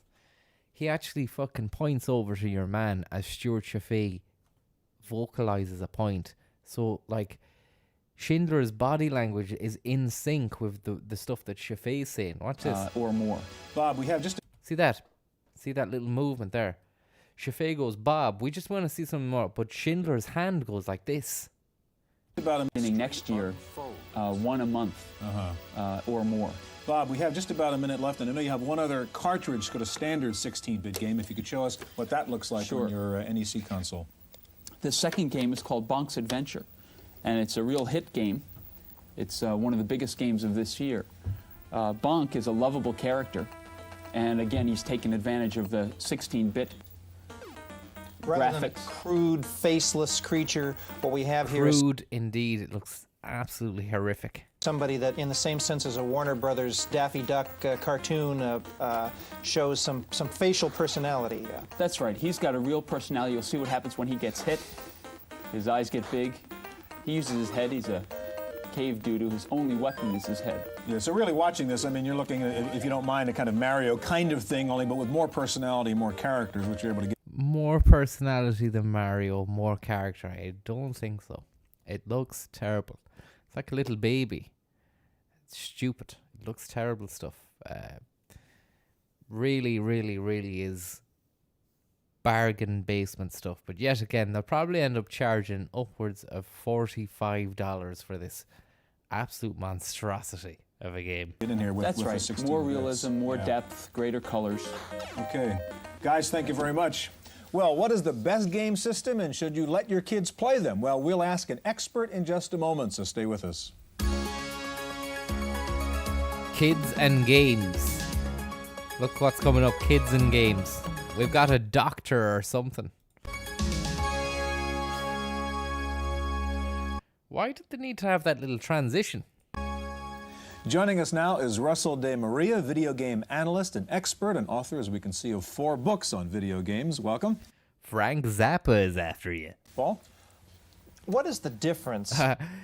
Stuart had to fucking tell Paul to start speaking then. That's why Schindler lost the job here. The camera went to focus on Frank Zappa, and then Chaffee could realize that Paul isn't up to the job the same way he is. So he goes, Paul? See of 4 books on video games. Welcome. Paul? What is the difference, in your opinion, between the PC platform and the video? Paul Schindler. Let's have a look here. Let's get this going again. Sorry, get this one moment. Game cartridge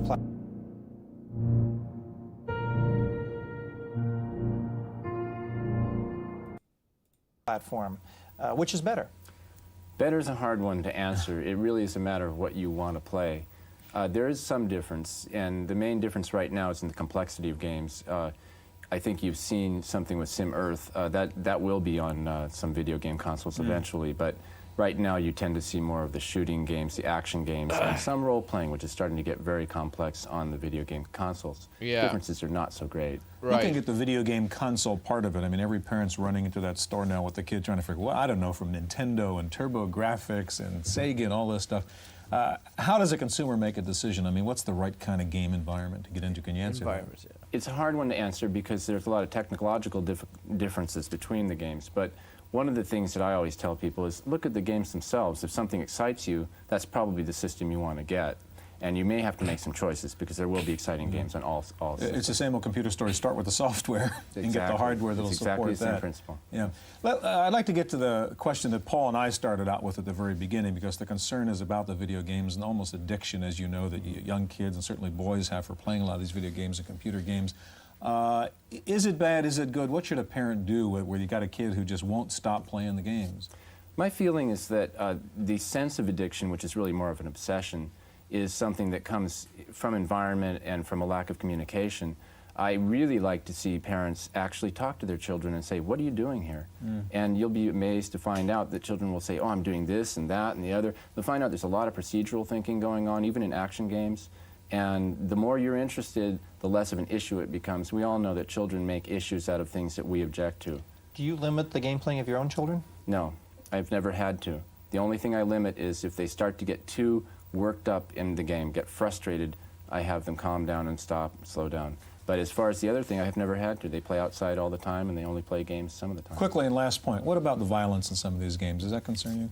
It does concern me a little bit. I see games as a platform to the future with simulations and learning, and I think we're going to have to deal with what people want. Violence seems to be part of it right now, but I think it's leading to much greater things. Russell, thanks very much. That's our look at video games and computer games. Stay tuned now for this week's Computer News. Nice. News, news, news. Random access.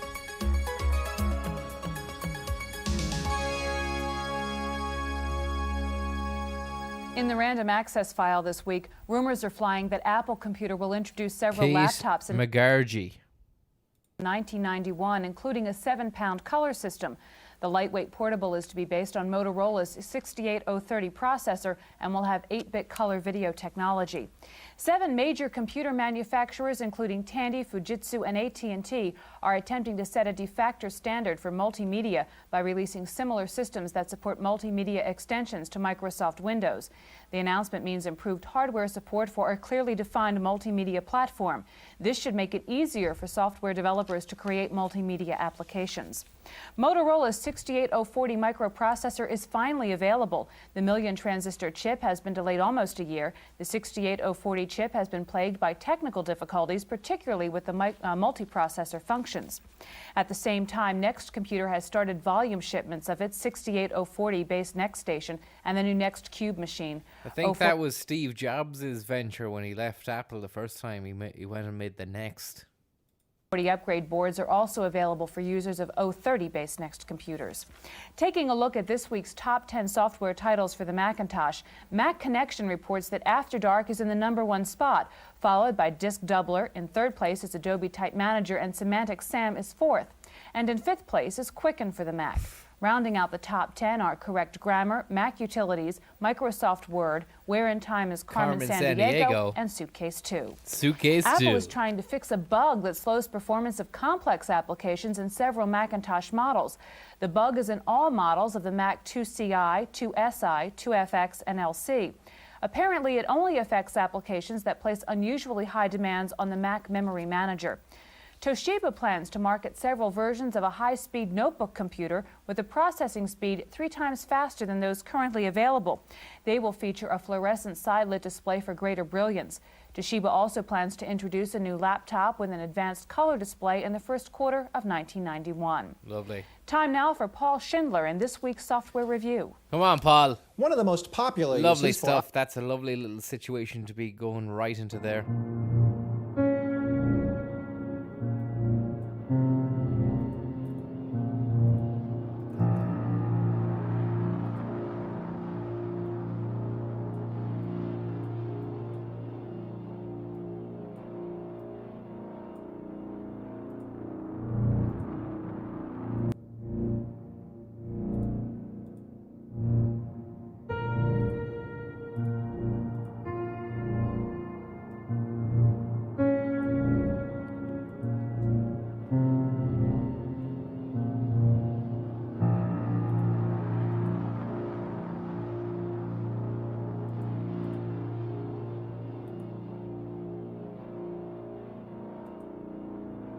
either the PC or the Macintosh, is the creation of banners. Until now, the programs that created banners were fairly simple-minded. Banner Mania has changed that decisively. The big problem has always been dreaming up ways to make a banner unique.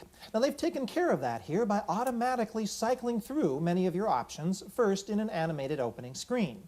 You have a choice of layouts, small over large, large over small, medium over medium. There's a variety of prepackaged color choices, or select your own, and the list of effects is seemingly endless. The program will cycle through them by itself if you wish. If the program gets close to what you want, lock down one aspect and just allow the others to change. You have the choice of a variety of fonts as well as a variety of effects within the fonts. Both the effects and the font list are so long they run off the bottom of the screen. There's also a number of ready-made banners as well. Banner Mania... It's a bit fucking dodgy there, wasn't it? Those... a few fonts. There's a font that looked a bit fucking racist. Or a bit dodge. Not sure. Playtime... Metro. What? Santa Fe script. Number of ready-made banners as well. Banner Mania is $60 from Broderbund Software in San Rafael, California, and is available for both the PC and the Mac. For the Computer Chronicles, I'm Paul Schindler. Microsoft doesn't Schindler's expect to after release you. DOS 5.0 until sometime next year, but if you can't wait that long to find out about it, pick up Benton's new book, the PC Configuration Handbook. The appendix covers key changes, including a new utility enabling most of the operating system to be loaded into the high memory area or extended memory. The book also covers installation, which appears to be an easier job than in earlier versions. And finally, have you ever thought about how much a business meeting really costs? The Institute for Better Meetings has released a software program to tell you just that while you meet. The product, called the Meeting Meter, looks like an old-time taxi meter on your PC and updates the total fare every 10th of a minute. The fare is based on the meeting participant's actual or estimated salary. A budget can be preset, activating an alarm when the meeting has run out of money. And that's it for this week's Computer Chronicles. I'm Kate McGargy. Thanks, Kate. The Computer Chronicles is made possible in part by the Software Publishers Association, which reminds you it's a federal offense to copy software. That's the it. SBA provides information on how to stay That's software legal. Funding is also provided by PC Connection and Mac Connection and by Byte Magazine and Bix. For a transcript of this week's Computer Chronicles, send $4 to PTV Publications, Post Office Box 701, Kent, Ohio, 44240. Please indicate program date. Look at the two lads there playing the fucking Super Mario Brothers in the background as the titles, the credits roll. It's funny stuff. It really is a great show. And that was another episode chalked down. There's still another 150 to go. Could be, I think there's 400. But I'm not going to go back to the 70s. I mean, the quality is very, very low energy, like, you know. A lot to be said for Stuart Chaffee's hyper presentorial style, cutting people off and stuff. Because it keeps it going along.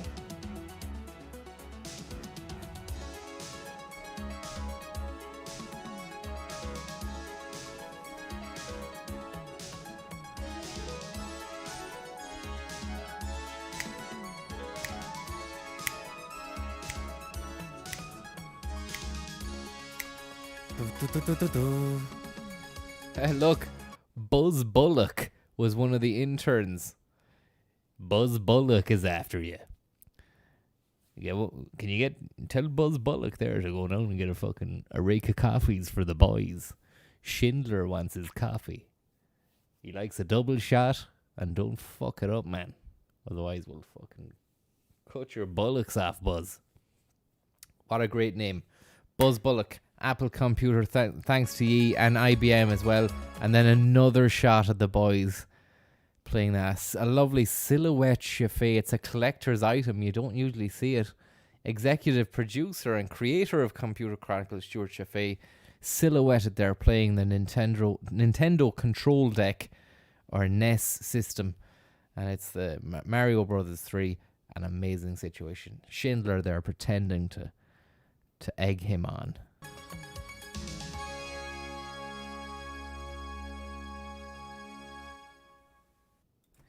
Like that as well at the end. Very good stuff. Thanks very much, lads. It's been a nice viewing. Better than the last one. The Y2K one was shite. But that was good. What's this here? Mega Drive. Nostalgia nerd. No. Computer cars. No. Supercomputers. Build your own PC. I've been never attempt to watch another. Like, when I'm fucking... Should just go to bed. PC gaming. We've seen that one. Computer games from 1987. Sorry, just see what the intro is like. Then the Bennett family ought to be together for a very... I'm in the house of the Bennett family. I've managed to gain access to the house of the Bennett family, where their children are playing computer games in the basement.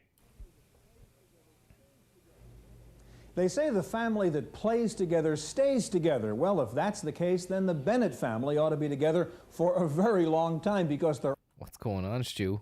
All computer game nuts, from mom and dad to teenager Bill to grade schooler Steve. The Bennetts think that computer games are not only fun, but educational. Today, we'll take a look at the newest and best computer games on this edition of the Computer Chronicles. See, this is the old titles here. You've got the old mathematical abacus. The first ever computer, guys. The first ever computer. Some beads on a stick. And then you've got some sort of fucking medieval bullshit. That sounds, I don't know if that is Chinese or something. Don't know why that music fits the typewriter, but then you've got more modern music, electronic music to fit the shots of the modern day computers that we're using then. Tomorrow's world.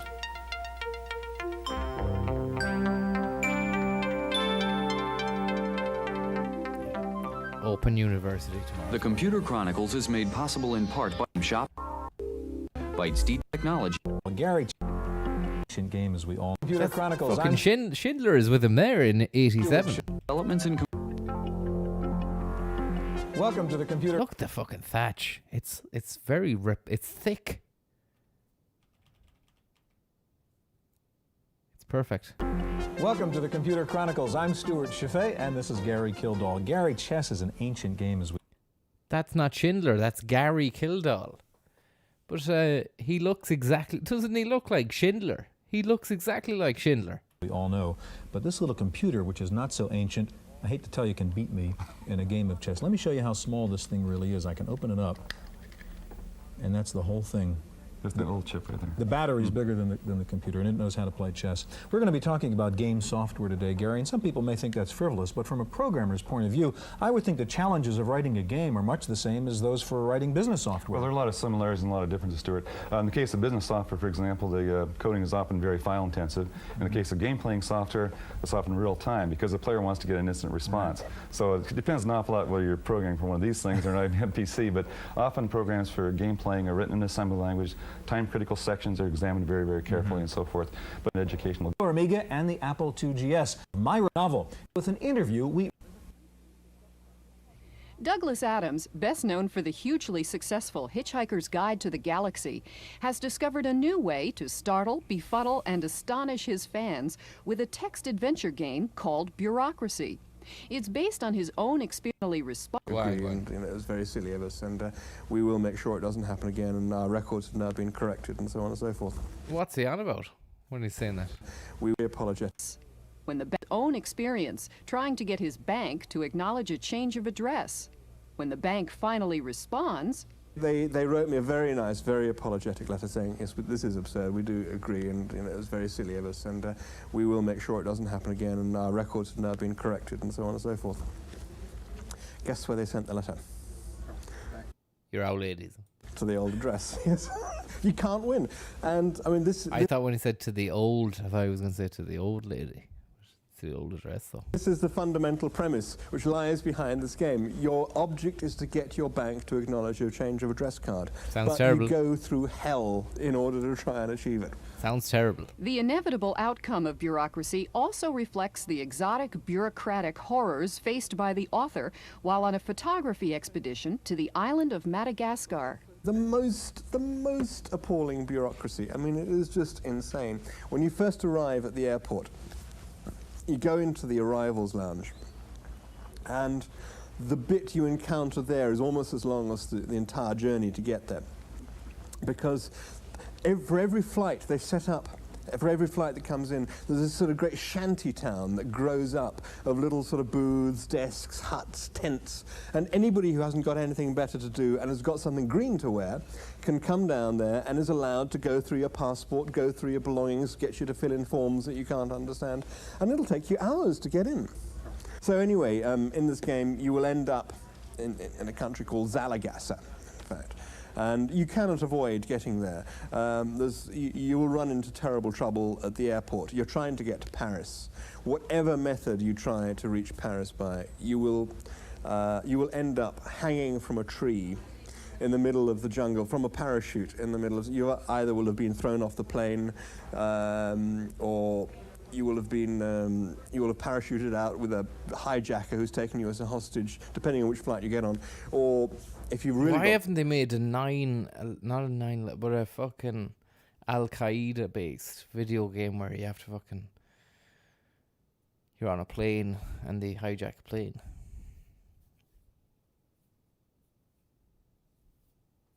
The wrong flight, you will actually find yourself in a plane belonging to the Zalagasa Parachute Club. And there is no way you can avoid it. And so you are driven through this game by the sort of demons of bureaucracy. Terrible. Mac games now. Mac never joining us now, known for its video games collection, or it was always PC for games. So this is a Mac game here. It's just Mahjong. By having it show all the moves. So there's 3 tiles that match. You have to choose which 2 you're going to remove, and that is where the strategy becomes involved. Where you're going to start removing. Terrible stuff. Instant replay feature in this case, Earl comes out to argue. So we can see what he's arguing about here. Okay, so because his runner was thrown out at first. Right. Okay. Here he is. He's still here. So I'm just skipping along here. We can watch this in its entirety another time. This week's just software want to review. See, here is Paul Schindler. Paul Schindler. What the fuck? What the fuck? Right, we're going home. We'll see you later, everyone. We'll see you later. We'll see you later. We'll see you later. Good night, everyone. Good night.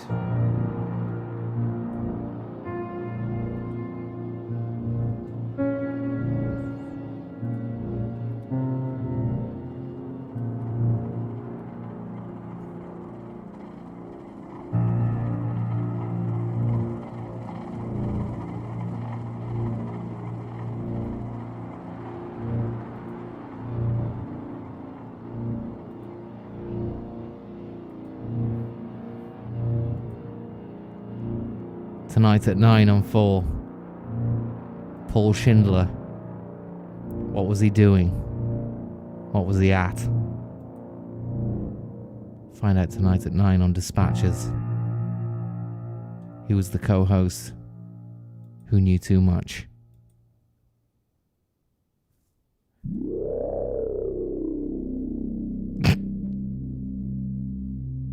Looks like I'm playing it in twice the speed, but it's not. It's normal speed. Sorry, just pause that for a moment. That looks like I'm playing it at twice the speed, but look.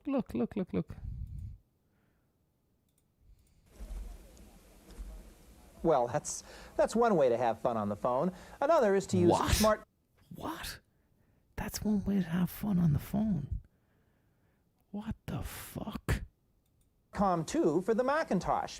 It offers the best balance between features and ease of use I've seen, and it's the only telecom program that's actually fun to use.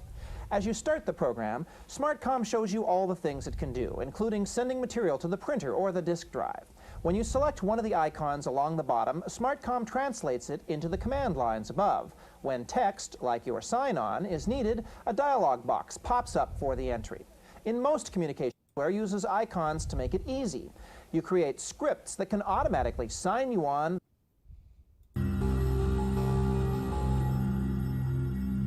then neatly extract all waiting information from each of your online services.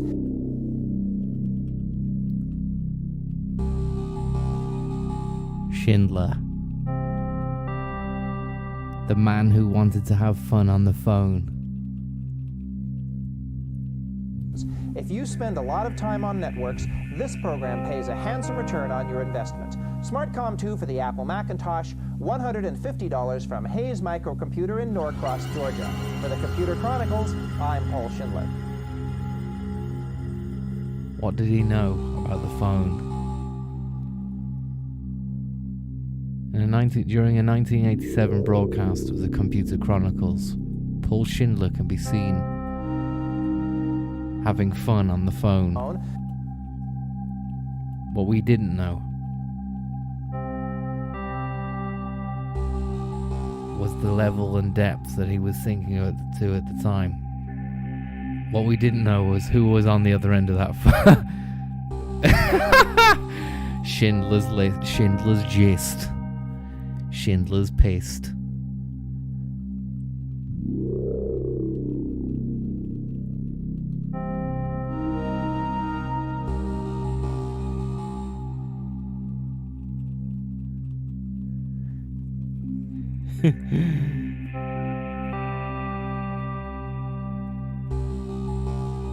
That's scary, that bit, look. That bit there. That one. And then to this.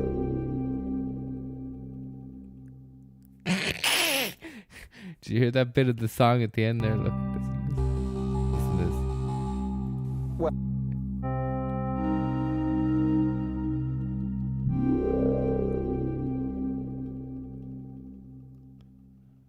tonight at 9 on Dispatches. The man who shifted the phones. The man who shifted phones. In 1987, Paul Schindler was accused of having fun on the phone.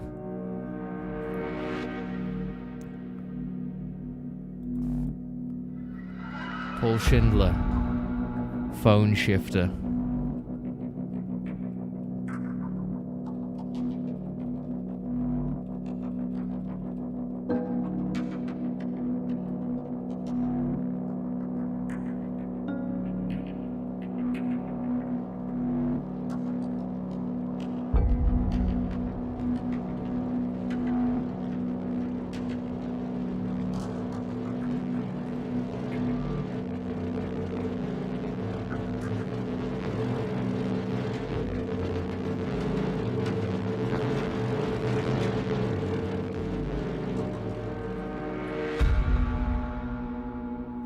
Tonight at 9.